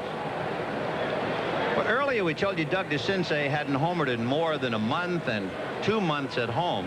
Now we can say he hasn't homered in about 15 minutes. He hit one out with a man aboard in the 4th inning. Calvin Schiraldi picking up the pieces for Bruce Hurst. 1 ball, no strike. In there, 1-1. Boston will have Wade Boggs, Bill Buckner, and Jim Rice coming up in the 6th inning. Witt has been in trouble in each of the last 2 innings. It has nothing to do with what's happening right here, but are the Red Sox the only team without names on the back of their uniform? I can't think of anybody else. The Yankees? They haven't seen the Yankees on the road. I don't know. 2-2. I kind of like the names in the back, don't you? Oh, I do too, yeah. Yeah, the Yankees, I understand, don't. I didn't think they did. 2 balls and 2 strikes to Doug DeCinces. Flied to left and hit the 2-run home run in the 4th inning to turn the game around. It was 1-0 Boston. His made it 2-1 California. Half swing, down he goes, and Schiraldi sets him down in order. At the end of 5, 4-1 Angels. Here's another edition of Baseball Remembers. You know, in giving some of the history of the 2 managers, and especially the Red Sox, Boston has been involved in a couple of really thrilling games a few years ago. 1975, that 6th game, I didn't see how they could top it, and they did it with the 7th game in the World Series against Cincinnati. And you know, in talking about the 78 slide, I would like to point out that if you remember the Red Sox and the Yankees going down to the wire, they each won every game Monday through Saturday to close it out. So on the final game of the regular season, Catfish Hunter was losing in Yankee Stadium. Louis Tiant pitched a 2-hitter to win a gutsy game at Fenway, and that caused the playoff game. It was a tremendous finish. And that's Sunday, I think, the game that Tiant pitched, considering the fact that they would have blown the whole year if they don't win that game. I guess that's about as much pressure as you could get. I would think so. I'm telling you, because you're not only playing that game, you're playing scoreboard baseball, and you're playing it pitch by pitch. The reason we bring that up is just to remind you about that little note we gave you before, that the Boston Red Sox are the only team to play their final 3 series at home. And boy, Fenway's going to see something with Toronto, Baltimore, and then the Yankees.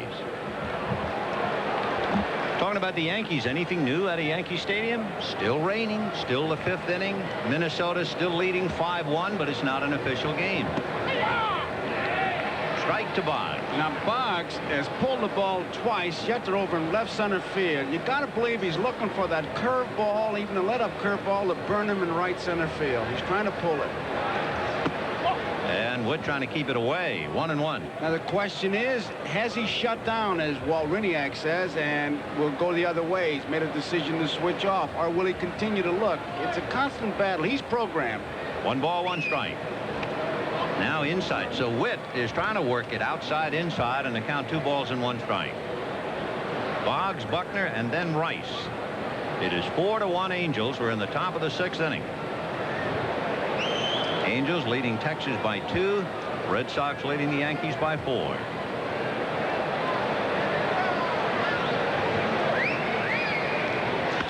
And he pulls, and it's speared by Bobby Grich. He got his pitch, and he hit it. There's nothing more than you can do than that. But he was looking for the pitch, got it, and hit it exactly where he wanted to, towards right center field. He's ready. And look at that concentration. Great swing. Bobby Grich up the ladder to Spirit, take a base hit away from him, and now here is Buckner. Buckner has grounded out and doubled inside third. 4-1. Ironically, and I spent a half hour with him, I said, is there one time at bat that you program? He says, no, 1 swing, and I don't program the result, just the swing. I said, what's the swing against Witt? He said, a line drive I hit against him in Boston that Bobby Grich caught. And it's a repeat, a direct repeat. Not the result, but the swing. 1 ball and no strikes. back Jim Rice. Of course, the line drive flagged by Grich is important. If Buckner should get aboard, Rice is then not the potential tying run. Now, that was a big play. You got 3 Bs and a bop. Barrett, Boggs, Buckner, and then Rice. 2-1. The Angels 4 runs, 5 hits. The Red Sox 1 run, 5 hits. Home run by Gedman. The Angels a 2-run home run by DeCinces and a home run by Grich. And now Mork sees Grich make a big play on the line drive by Boggs. McNamara waiting for his team to come alive with the bat.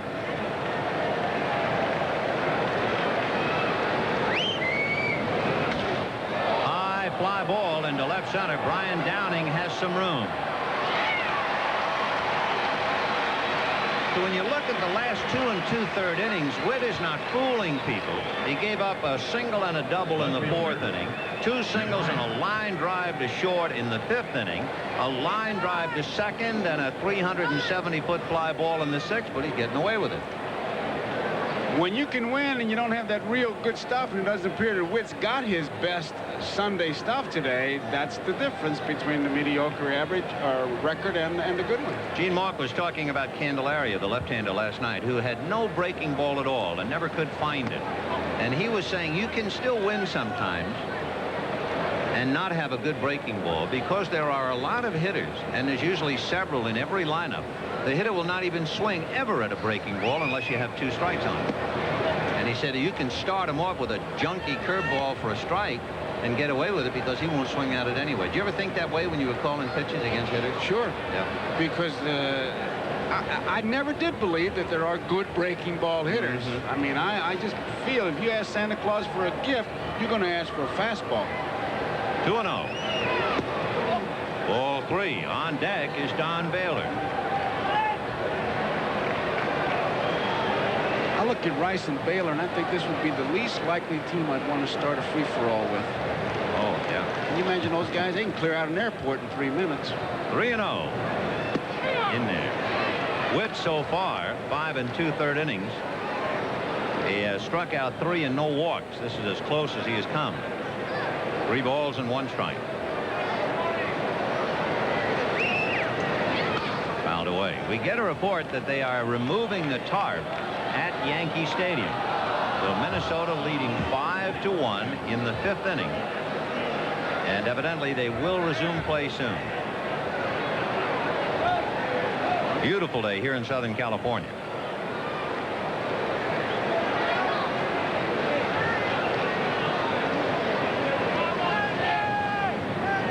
Fouled away. A little late on a fastball.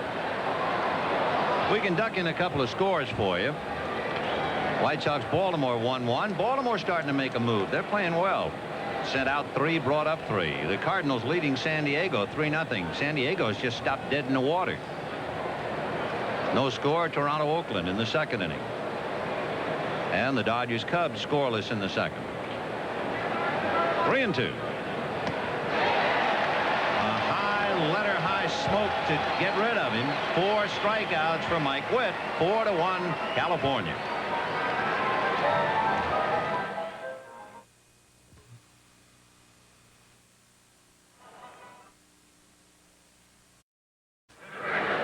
Next week, our coverage of the '86 baseball season continues. The Atlanta Braves at San Francisco, and Joe and I will take a look and see what Roger Craig has been up to. Others will see the Cubs and the Phillies, led by Mike Schmidt. The action gets underway at 3 p.m. Eastern Daylight Time with Major League Baseball and Inside Look. We'll pause briefly for station identification. This is the NBC Television Network.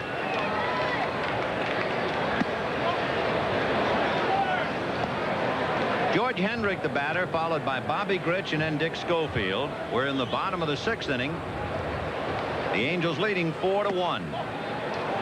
Hendrick has flied to center, flied to right, 0 for 2. He's hitting 7 of his last 8.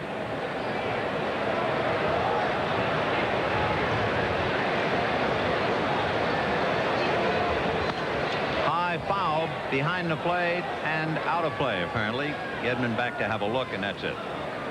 2-1.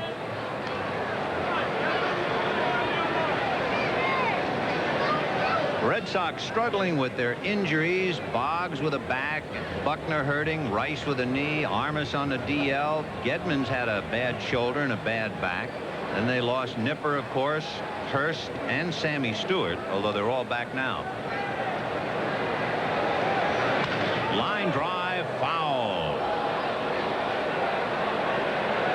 The Angels have had a revival in their pitching department. Don Sutton was 2-5. He is 6-1 now. Kirk McCaskill 7-3, and of course the return of John Candelaria. Ground ball to third. Boggs over to Buckner. One away. And of course Mike Witt, a 9-game winner, pretty much the big man on the staff. They have Donnie Moore back. So the Angel fortunes appear to have improved dramatically, and the Sox are beginning to heal. Here's Bobby Grich, who is hitting 5 straight, and for the last 2 weeks he's hitting about 370. So he's really on the beam. He struck out in the 2nd inning and homered in the 4th. 4-1 California, 1 out in the 6th. Red Sox will have Baylor, Evans, and Gedman in the 7th inning.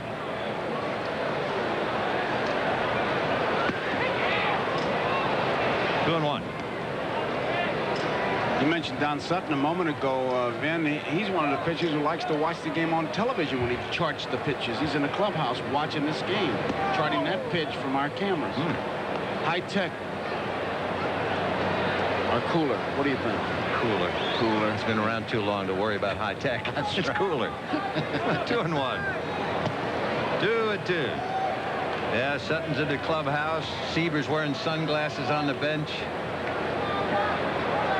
Ty Cobb used to sharpen his spikes. Yeah, right. 2-2 to Bobby Grich, with Dick Schofield waiting his turn. Lou Gorman, he comes to California. He's wearing a pink shirt. When I go to Boston, I wear a button-down Oxford shirt. Yeah.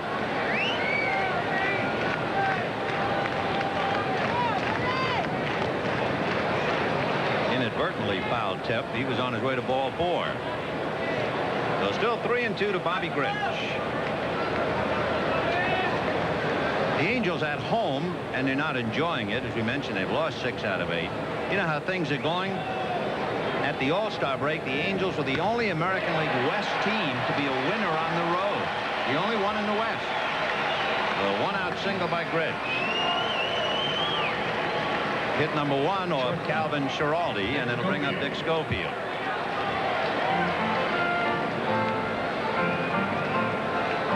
Calvin Schiraldi went to the University of Texas. He was a teammate of Roger Clemens. You'd have to look for a play with this combination. Grich at first, 1 man out. Schofield the batter, break up that infield. Stay away from the double play. You really would be a little more alert. Schofield is 2 for 2. He singled to short and then took second on the overthrow and singled to right. So Moose Stubing perhaps hanging out a sign. On deck is Bob Boone. See Gedman checking his bench, see if he can get some help. Grich does not figure to be a runner on his own. He doesn't have a stolen base, but he could be a front man on a hit and run play. Schofield has really done a job. You remember they were talking about, well, he can't stay in the big leagues if he doesn't hit. He didn't say anything. His glove is big league caliber from day 1. His Mark looks like he's playing short without a glove. See. 2-0. A hot one into left field. Schofield's 3rd hit. Grich to second and holding. So Schiraldi, who came in and struck out Reggie Jackson to end the 4th inning and had retired 5 in a row, now gives up back-to-back singles by Grich and Schofield, and the batter is Bob Boone. Boone, of course, would definitely appear to be a double play threat, but a contact hitter. We'll see if Mark puts a play on. Schofield, his 3rd base hit, and in this quiet little way, he just keeps contributing. Here's Boone, grounded out and doubled. 4-1. And after Boone comes the switch hitting center fielder Gary Pettis.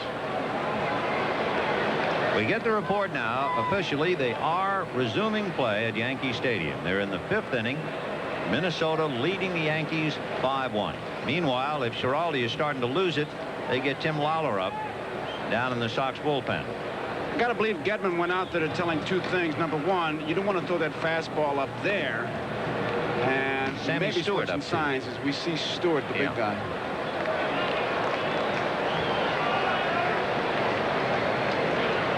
One and 0 the count to Boone. Grich at second, Schofield at first. Infield at double play depth.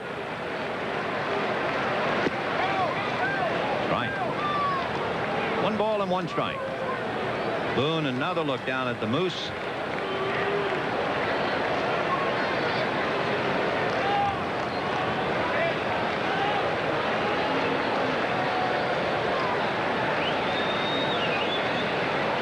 Did you ever have a lot of trouble with the signs, or were you pretty good? No, I was all right. I really was. That was. I didn't get that many. Like, I never got the steal sign, so I didn't have to worry about that. 1-1. The runners go. Hit and run. Ground ball slowly to shortstop. Quinones will throw him out, but there it is. They stay out of the double play. They have the runners going, and Boone advances them. What he's very good at is making the out and picking up the base. There you see Grich. All they're interested in is staying away from the double play. The hit and run play is not an offensive weapon. It's a defensive weapon to stay away from the double play.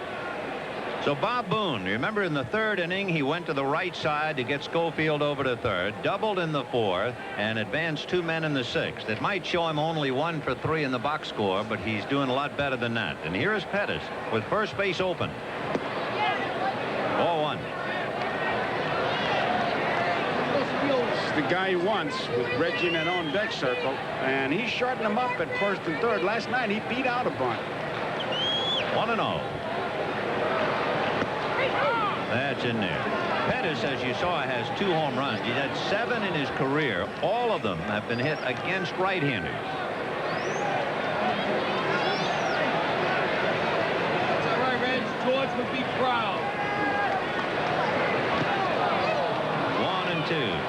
As far as his batting average is concerned, however, Pettis hits about 40 points higher from the other side of the plate. He has struck out and walked, and as you can see, he's been struggling. 1-2 to Pettis. 4-1 Angels in the 6th inning. He doesn't have that real good discipline as far as the strike zone, so with the count 1 ball 2 strikes, Schiraldi does have the luxury to work here if he wants to. I would choose not to. I'd go after him. Got him on the corner. So Pettis failed to advance a runner at 3rd and now leaves runners at 2nd and 3rd. We'll be back after these messages from your local station. The brothers Latchman, Rene George Latchman, the 3rd base coach for the Boston Red Sox, 41 years old. Marcel Ernest Latchman, the Angels pitching coach, 45 years old. Baseball's answer to the Karamazovs. The Latchman brothers.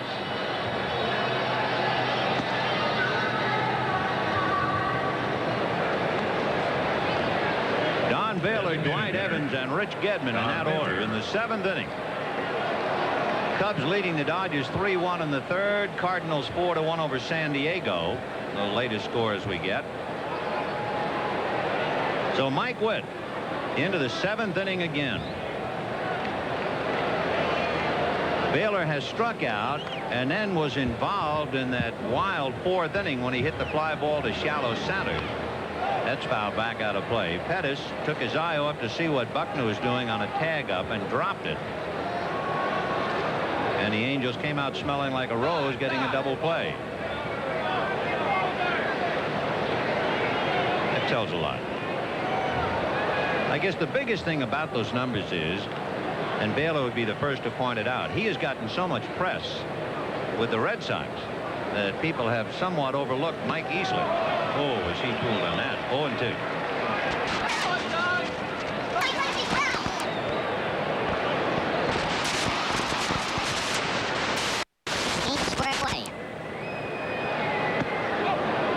One and 2 to Baylor.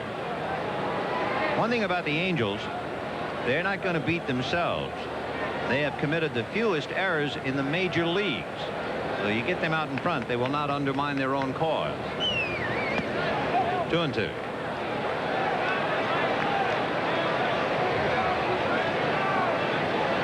Witt has struck out 4, and so speaketh the owner of the Yankees.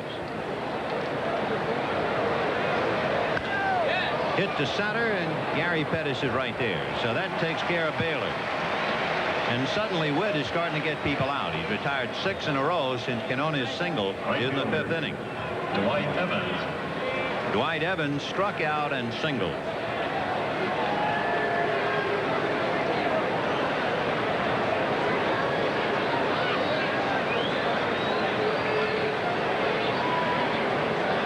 Red Sox have been in first place since the 16th of May.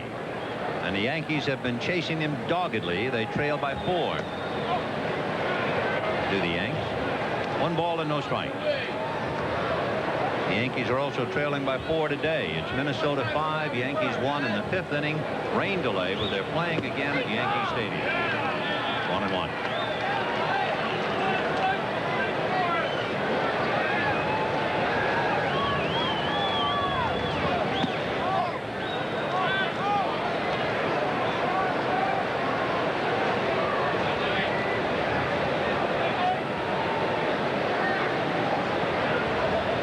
Red Sox aren't finished traveling after this series, which ends here tomorrow. They still have to go to Chicago for 3. Then they'll be home to play Kansas City and Chicago, and then they go right back out on the road again. The Angels have had a poor homestand up to here. 3-1 to count.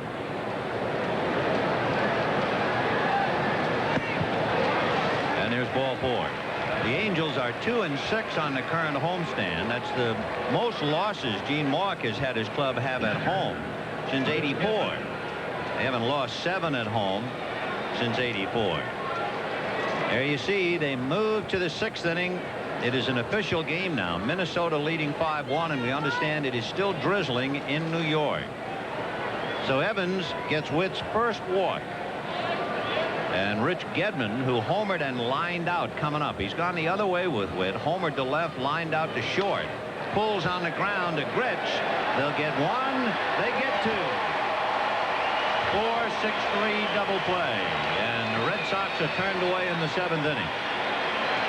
At the end of 6.5, as we look at it again,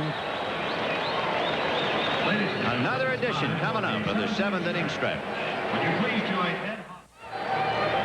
We're going to the bottom of the 7th inning. Donnie Moore loosening up, but that's about all he has to do so far down in the Angel bullpen, because Mike Witt has allowed just a walk since a single by Quinones. And we're going to the bottom of the 7th inning with Reggie Jackson, Wally Joyner, and Brian Downing. Jackson appeared as the pinch hitter for the designated hitter. Rich Burleson went 0 for 2, and then Reggie struck out in the 4th inning against Schiraldi. Reggie a winner. And he and Gorman Thomas, the only active player to have led 2 different American League teams in home runs. Strike. Thomas did it with Milwaukee and Seattle. Reggie has done it with Oakland, the Yankees, and the Angels. Schiraldi trying to get him, opening up the matter in the 7th. A drive to center. Romine fading, makes the play. 1 away. In looking at the 2 teams and their work against other teams, the Red Sox have beaten Cleveland 6 without a loss. They've won 8 out of 12 from Seattle. They have lost 5 out of 7 to Milwaukee. The Angels fattened up on Texas. They are 6-0 against the team trying to catch them. Detroit has beaten them 3 out of 4.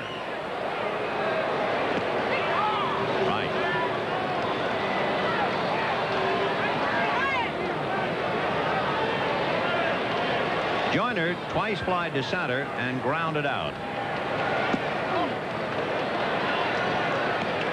1 ball, 1 strike. Joyner, when he played ball at BYU, his teammates, Rick Aguilera with the Mets, Corey Snyder with the Indians, and Scott Nielsen of the Yankees. They had some players on that club. However, they went into the College World Series and lost to Texas, who had Roger Clemens.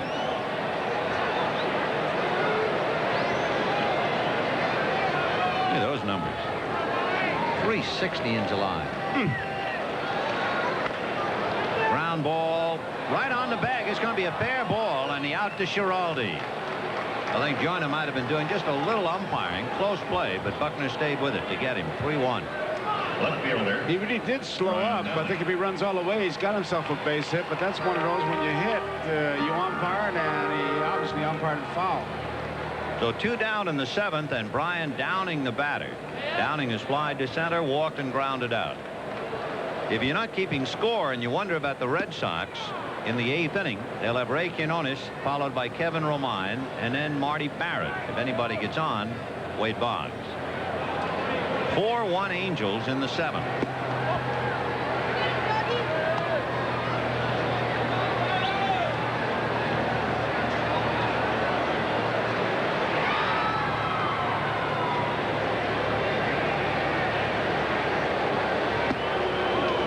One and two.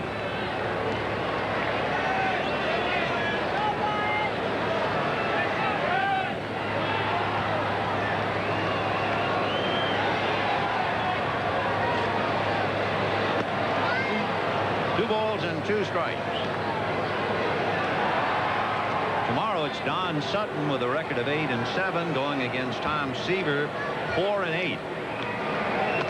That'll conclude the series. Foul ball. 2-2.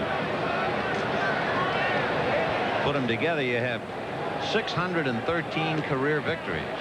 Did you see, wasn't it, who was it, Negro and Sutton hooked up with it, and it was an old-timers game, and 4 guys in the old-timers game were younger than the 2 starting pitchers. That's right. Well, Bill's 47. 2-2 the count. All 3. How about the other night when he pitched against that young Loyne? Mike Loyne. 25 years older. Loyne, didn't he show any respect for age, did he? What a curveball that youngster has. 3-2. Ground foul outside of 3rd and down the line. If you weren't with us earlier, Rich Gedman homered in the 3rd. The Red Sox led 1-0. The Angels scored 4 in the 4th. Downing walked and DeCinces homered. Grich homered. Schofield singled and Boone doubled him in. And that's it. 4-1 California. We're in the bottom of the 7th. Downing has walked once today. And he will walk again. And he leads the Angels in walks as he picks up 2 more. No, Doug DeCinces, who is 1 for 3, and that was the long-awaited home run.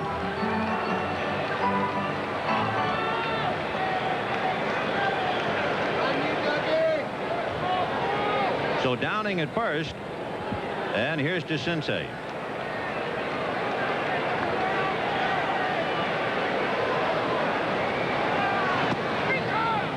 In there, 0-1 to count. Both teams have done well in 1-run games. The Angels have won 16 of 25. The Red Sox have won 18 of 24. So they're accustomed to the scuffle.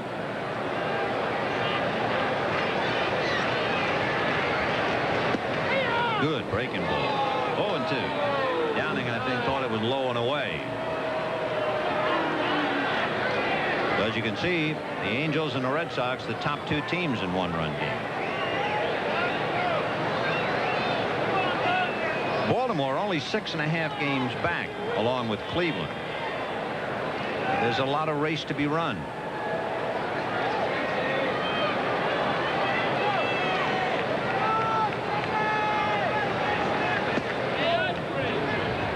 One and two, the count to Doug DeCinces. Weaver made some pretty good moves getting ready for that race, sending out Wiggins, Rayford. Mike Young. Wow, he had 28 home runs last year. Weren't helping this year. No. Boy, that's the old thing about baseball. No matter what your numbers, it's what have you done for me lately? Because John McNamara knows all about that. His team has just stopped dead in the water. The starting pitchers are giving up a lot of runs, and his team can't score, or not even close. So the oldest news in baseball is the last time at bat or yesterday's ball game. 1-2 to Doug DeCinces.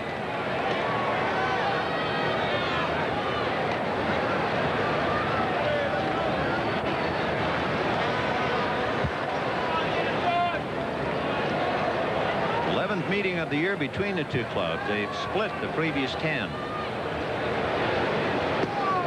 Big breaking ball. 2-2. For the Red Sox, of course, they're hungry. They're one of only 7 teams not to have won a division title in the last 10 years. Waved at. Off-speed breaking ball puts DeCinces on the shelf. And at the end of 7, the Angels 4, the Red Sox 1. Angels, Red Sox and John McNamara 4-1. Only Dick Williams has managed more teams than John McNamara. Dick Williams has managed 6. McNamara has managed Oakland, San Diego, Cincinnati, Boston, and California. In fact, John managed the Angels between Mauch's 2 terms. John managed California in 83 and 84. He will be sending up Ray Quinones. Then he's going to go to his bench. Gene Mauch, who started out in baseball as a boy genius, the youngest manager, and now is a senior statesman in the other dugout. Quinones will be followed by Lachelle Tarver, left-hand hitting center fielder. He'll bat for Kevin Romine, and then Marty Barrett. So it is 4-1 Angels in the 8th inning.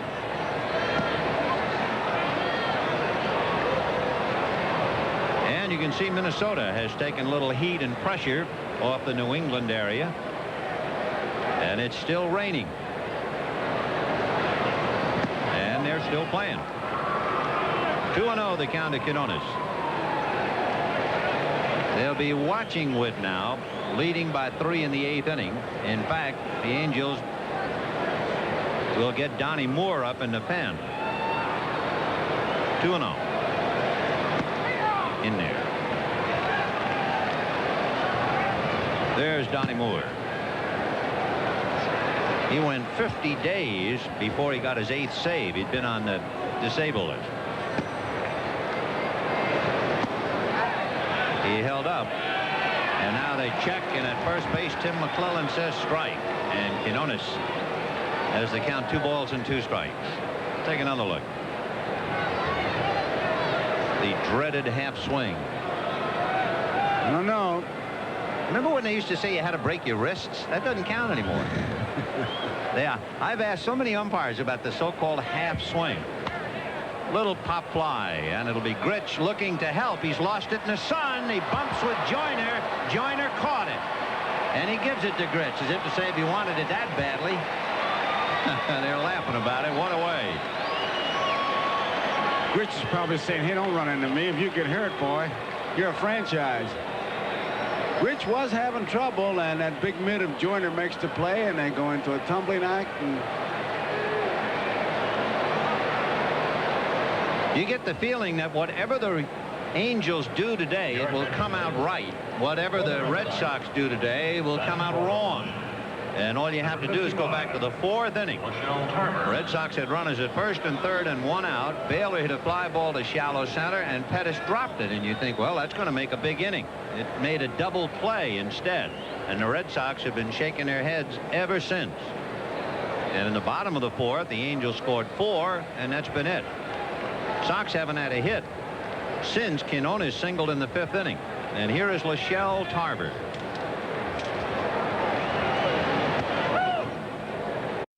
Mine, Sellers, and Greenwell have all been called up from Pawtucket. You read about Mike Greenwell? no. He had never been here before, and he landed at Los Angeles Airport. And he got into a cab. And he said, I want to go to the so-and-so hotel in Anaheim. Fellow said, delighted. Oh, Delighted. yeah. You know what it was? $83 on the meter. And he made it direct, too. $83. 83. Welcome to the big league. He must have had a headache from the ticking. Oh. Ball 2, 2-1. I bet that cab driver just couldn't believe it. Oh, Anaheim. Yeah, skip right in here, pal. You're going to have a nice weekend, pal. Windows up or down? Air conditioning? That's right. Yeah. Oh. You made the Throw that cigarette on the floor. I have a lady who comes in on Wednesdays. Yeah. 2-1 to Tarver. Line foul. 2-2. I must have thought he won the lottery when he stepped in there. And may I wait your pleasure when we get there. Can I take you back to the airport? Paid attendance here today, 33,977. Angels have drawn about 1,555,000 up to here. So this game is above their average. And they're ahead of last year's pace by a few. And they're expecting maybe 50,000 tomorrow for the Sutton-Seaver matchup. They had 50,000 here last night to see Roger Clemens and John Candelaria. Ball 3 to Lachelle Tarver. We're in the 8th inning. Angels 4, Red Sox 1.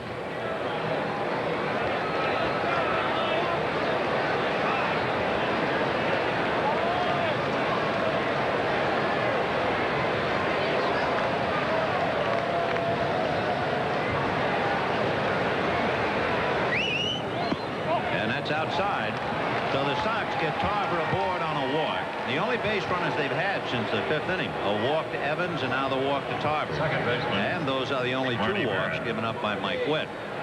Walk with Moore in the pen and a lead of 3 as Barrett checks in and Boggs on deck.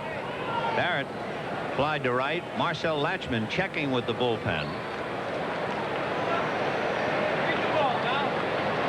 Barrett has flied to right, grounded to short, hit into a force play. And Booney out to the mound to talk to Mike Witt.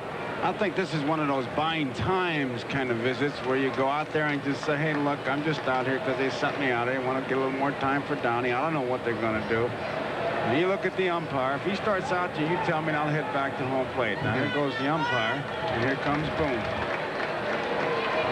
While this is going on, we can check some scores. White Sox and Baltimore 1-1 in the 8th. Marcel Latchman heading to the mound. The Cardinals leading San Diego 4-2 in the 7th. Oakland leading Toronto 1-0 in the 4th. The Cubs leading the Dodgers 3-1 in the 3rd. And that'll be it. Gary Lucas, the left-hander, has joined Donnie Moore in the Angel pen, and Latchman is convinced that Witt is okay.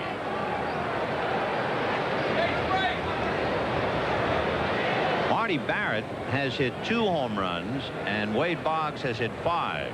So you figure that you have a little margin for error. You're not expecting to be hit by lightning. But as we mentioned, if anybody's going to hit a home run, it's going to be in Anaheim in the daytime. Tarver at first, 1 out. 4-1. Mike Witt, who gets you into the 7th inning almost every start, has completed 9 of his 20 starts. 4-1 Angels. 1 out in the 8th inning. Wade Boggs on deck.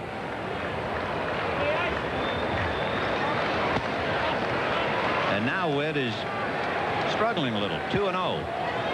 Remember, of course, Boggs, should Barrett get aboard, Boggs then represents a tying run.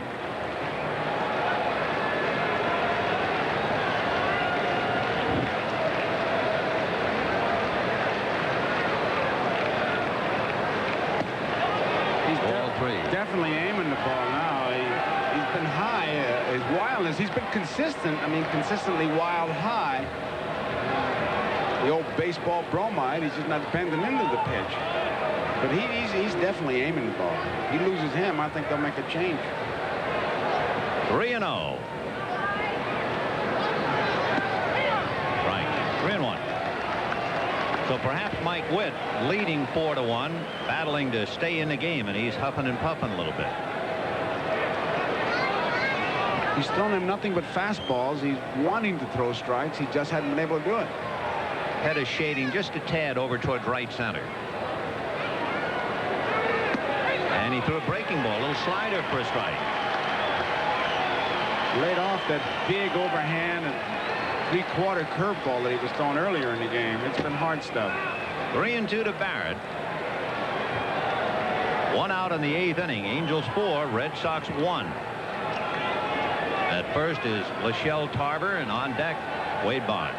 So this is a big pitch for Mike Witt.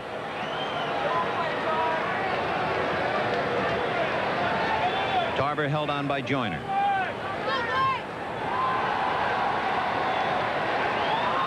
High bouncer. That's a double play ball. There's 1. There's 2.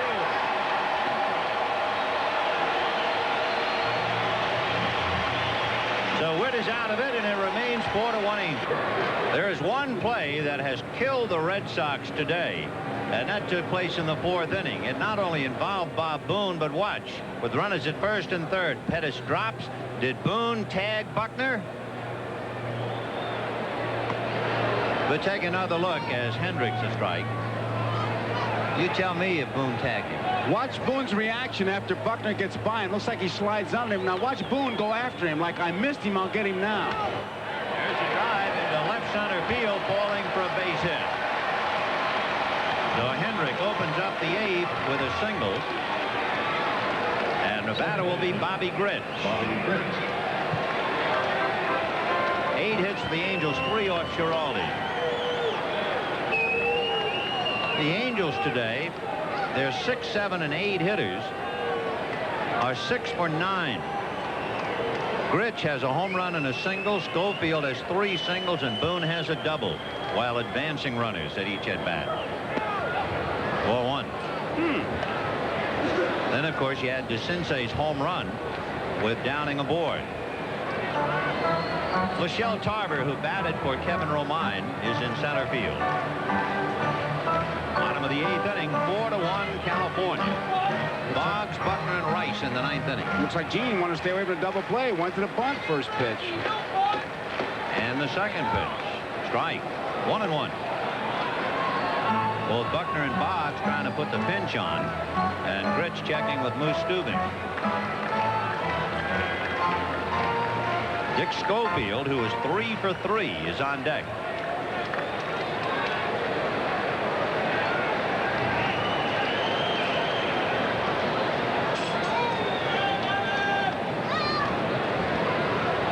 What was it they used to call it? Gene plays little baseball? Little ball. Little ball. Little ball. Little ball. Bunt, hit and run. They even brought that down to wee-wee ball. 1 ball, 1 strike. And there's the bunt. Buckner is going to make the tag, and that's it. So down to second goes Hendrick on the sacrifice. And Dick Schofield coming up. When we talk about the Angels playing little ball or wee-wee ball, you can back it up with the numbers. The Angels have led the American League in sacrifices 4 of the past 5 years, and they lead again this year. And I think it's a tribute to young Schofield, what just happened here. I don't think if you go back to last year that Rich would be sacrificing to get Schofield up there. But this year, Schofield is having a good year putting that bat on the ball. So Bobby with a home run and a single, then sacrifices and chats with DeCince. And here's Schofield, single to short, single to right, single to left. And Gedman out there to talk to Schiraldi. Calvin has done very well. He came in to strike out Reggie Jackson in the 4th inning, retired the side in order in the 5th, struck out Pettis with 2 on in the 6th, and has gotten into the 8th inning. He's worked 3 2/3 innings. And now John McNamara to the mound. Well, let's see. Well, you could see Gedman was buying time because they were just standing there. And McNamara just wanted his bullpen to get heated up. Schiraldi has only worked 5 innings this year. He's almost at 3 2/3 today. So John, I guess, wants to make sure he's sound. He's going to go, and let's see if he wants Sammy Stewart. Stewart had a forearm problem in his right arm, and Calvin Schiraldi will give way to him, and we'll be back with the Angels leading 4-1. Tomorrow, NBC Sports World presents an exciting afternoon of boxing. The United States faces the Soviet Union in an Olympic tune-up. Watch the top draw amateur boxers square off in Sacramento, 4:30 p.m. Eastern Daylight, 4 p.m. in Los Angeles. NBC Sports World tomorrow. Big Bob Stanley comes out, and not Sammy Stewart. Stanley, who leads the Sox in all-time saves, has 14 this year. Big guy working on Schofield. 4-1. Well, look at that. 5 helicopters. I hope they're ours. 1 ball and no strikes. Hendricks at second base, 1 out in the 8th inning. Ball 2. Not too far from us, Camp Pendleton, United States Marine Corps base down in Oceanside, and probably Marine helicopters coming up from there. 2-0. Strike, 2-1.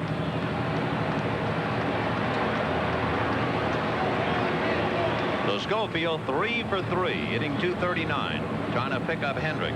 Remember in the ninth, Boggs, Buckner, and Rice, maybe Baylor. 2-2.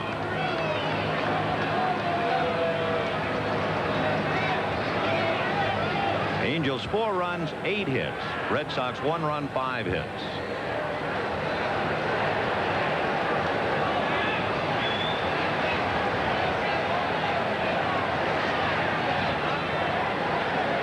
Waiting his turn on deck, Bob Boone.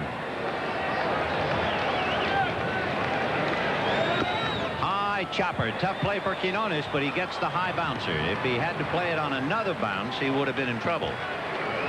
So Hendrick advances to third on the second out. That hit right in the middle of the plate and really jumped up there, way up there. Quinones charges hard. He knows he has to get it on that bounce.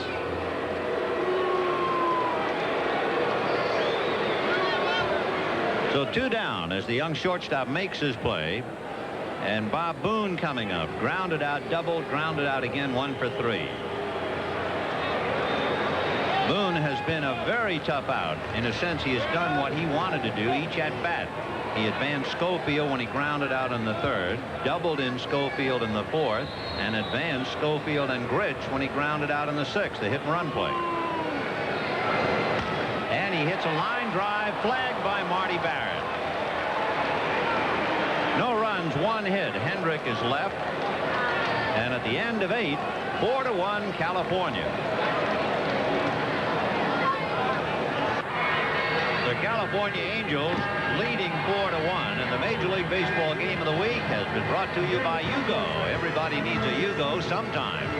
By Mars Bar. It's the little rewards that make life great, and Mars Bar is one great little reward. By Metropolitan Life and affiliated companies. Get Met, it pays. And by Miller High Life. Miller made the American way since 1855. Mike Witt, 3 outs away from his 10th complete game and his 10th win. Standing in the way, Wade Boggs, Bill Buckner, and Jim Rice. Boggs has grounded out twice and lined out, 0 for 3. Strike. Boggs hitting .356. He'll hit .300 till Harvard wins the Rose Bowl.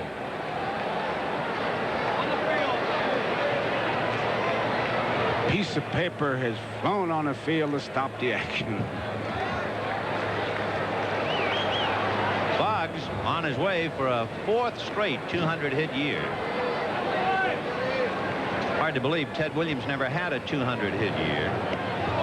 Because he got a bunch of walks and played 154 games. Are you kidding? There's some pitchers think he did that one time at bat.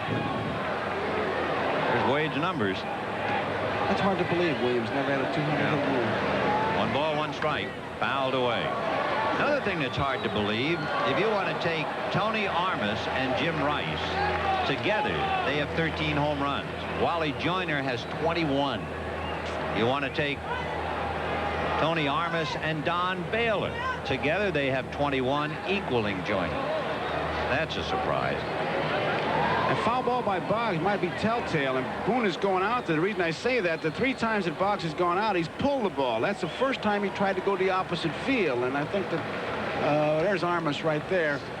What Boone is trying to find out what Witt wants to do, because I'm sure he noticed it as well as easily as I did. I mean, you don't have to be a genius to figure that out.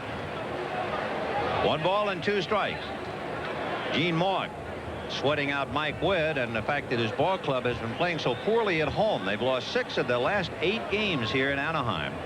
And he looks to Witt to get him a win today. 1-2. Boggs grounded to Joyner, grounded to Grich, and then led off the 6th inning with a line drive flagged by Grich. And now we're in the 9th. Breaking ball hit down to Grich, and he kicks it, picks it up, can't make a play. Well, we mentioned earlier the Angels have committed the fewest errors in the major leagues, and Grich kicks the leadoff ground ball in the 9th. Just did not make the play. That's as simple as all that. It's the 5th error for Bobby Grich. So now you have Buckner and Jim Rice on deck as the possible tying run. Marcel Latchman heading for the mound. Trying to keep that tying run, getting in the batter's box is what they're hoping. It's a shock to see Grich commit an error. After all, his fielding percentage ranks him among the best second basemen in baseball history with Nellie Fox and Dave Cash. Meanwhile, Donnie Moore, number 37, will be called in. You know, that's kind of a surprise. Why? I mean, you let Witt pitch right to Boggs, and Boggs hits a ground ball. Now the second baseman kicks it, and you go and take the pitcher out. Yeah, but what he's doing is managing against Rice and Baylor. If he gets another base runner on, he's got the power hitters up, and he's in deep trouble. Well, yeah, but he wouldn't have taken him out. We'll come back to this, Ben. We'll be right back. Well, we'll see if that score will inspire the Red Sox. Minnesota leading the Yankees 7-3, and Donnie Moore is ball 1 to Bill Buckner, with a runner at first and nobody out in the 9th. If there is a great trait for a great relief pitcher, is the very fact that he comes in and gets the first hitter. That's usually the mark of a #1 relief man. In 20 previous appearances, Donnie Moore has allowed a hit to the first hitter only twice. Interestingly enough, in going after the hitter, he has paid the price. Those 2 hits, home runs by Ken Griffey and George Bell. He was on the DL. We mentioned earlier he went 50 days between his 7th save and his 8th. He was on the DL. 2-0 to Buckner. Jim Rice on deck. Now, you wouldn't have let Mike Witt pitch to Buckner. No. Just because of the error by the second baseman. It has nothing to do with it. I'm worried about Rice and Baylor and Never Evans. mind Rice and Baylor. What about Buckner? What are you going to do, take the second baseman out? Well, you got to know that. That's it. Here's Grich makes an error. Okay, Witt, you're running out of gas. Well, that's the way. I have to agree with Gene. 2-1. The count to Bill Buckner. Time. If Buckner gets on, we're right next to the gas tank now. Oh, sure. Buckner is 1 for 3 today. Pulled a ball of Joyner. He goes down to Schofield. Back to Joyner. The 4th double play turned in by the Angels. What a picture book play. That's one thing Joyner does so well, is that double plays. Not afraid to throw it. Gives him a good ball to handle. Comes right back. Buckner, double play man. It's an easy 3-6-3 if there is such a thing. And Buckner hit it hard. The executive producer of NBC Sports, Michael Weissman, the coordinating producer for NBC Baseball, Harry Coyle. The telecast of today's Game of the Week, produced by George Finkel, directed by John Gonzalez, pregame produced by Steve Dance, technical director Ray Figelski. So here is Jim Rice with 2 out, 4 double plays. And again, Donnie Moore comes in and not only gets the first man he pitches to, he gets 2 of them. Rice has flied to center, single to left, and struck out. Ball 1. Of all the double plays, though, the one that the Red Sox will think about all night is the fly ball dropped by Pettis with 1st and 3rd and 1 out. If ever one play could scramble a ball club's eggs, that was it. 1-0.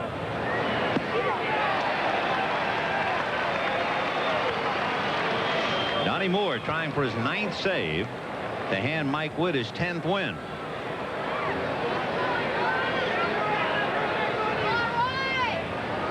Texas pursuing the Angels. They're at home tonight with Cleveland. High pop fly. This ought to do it.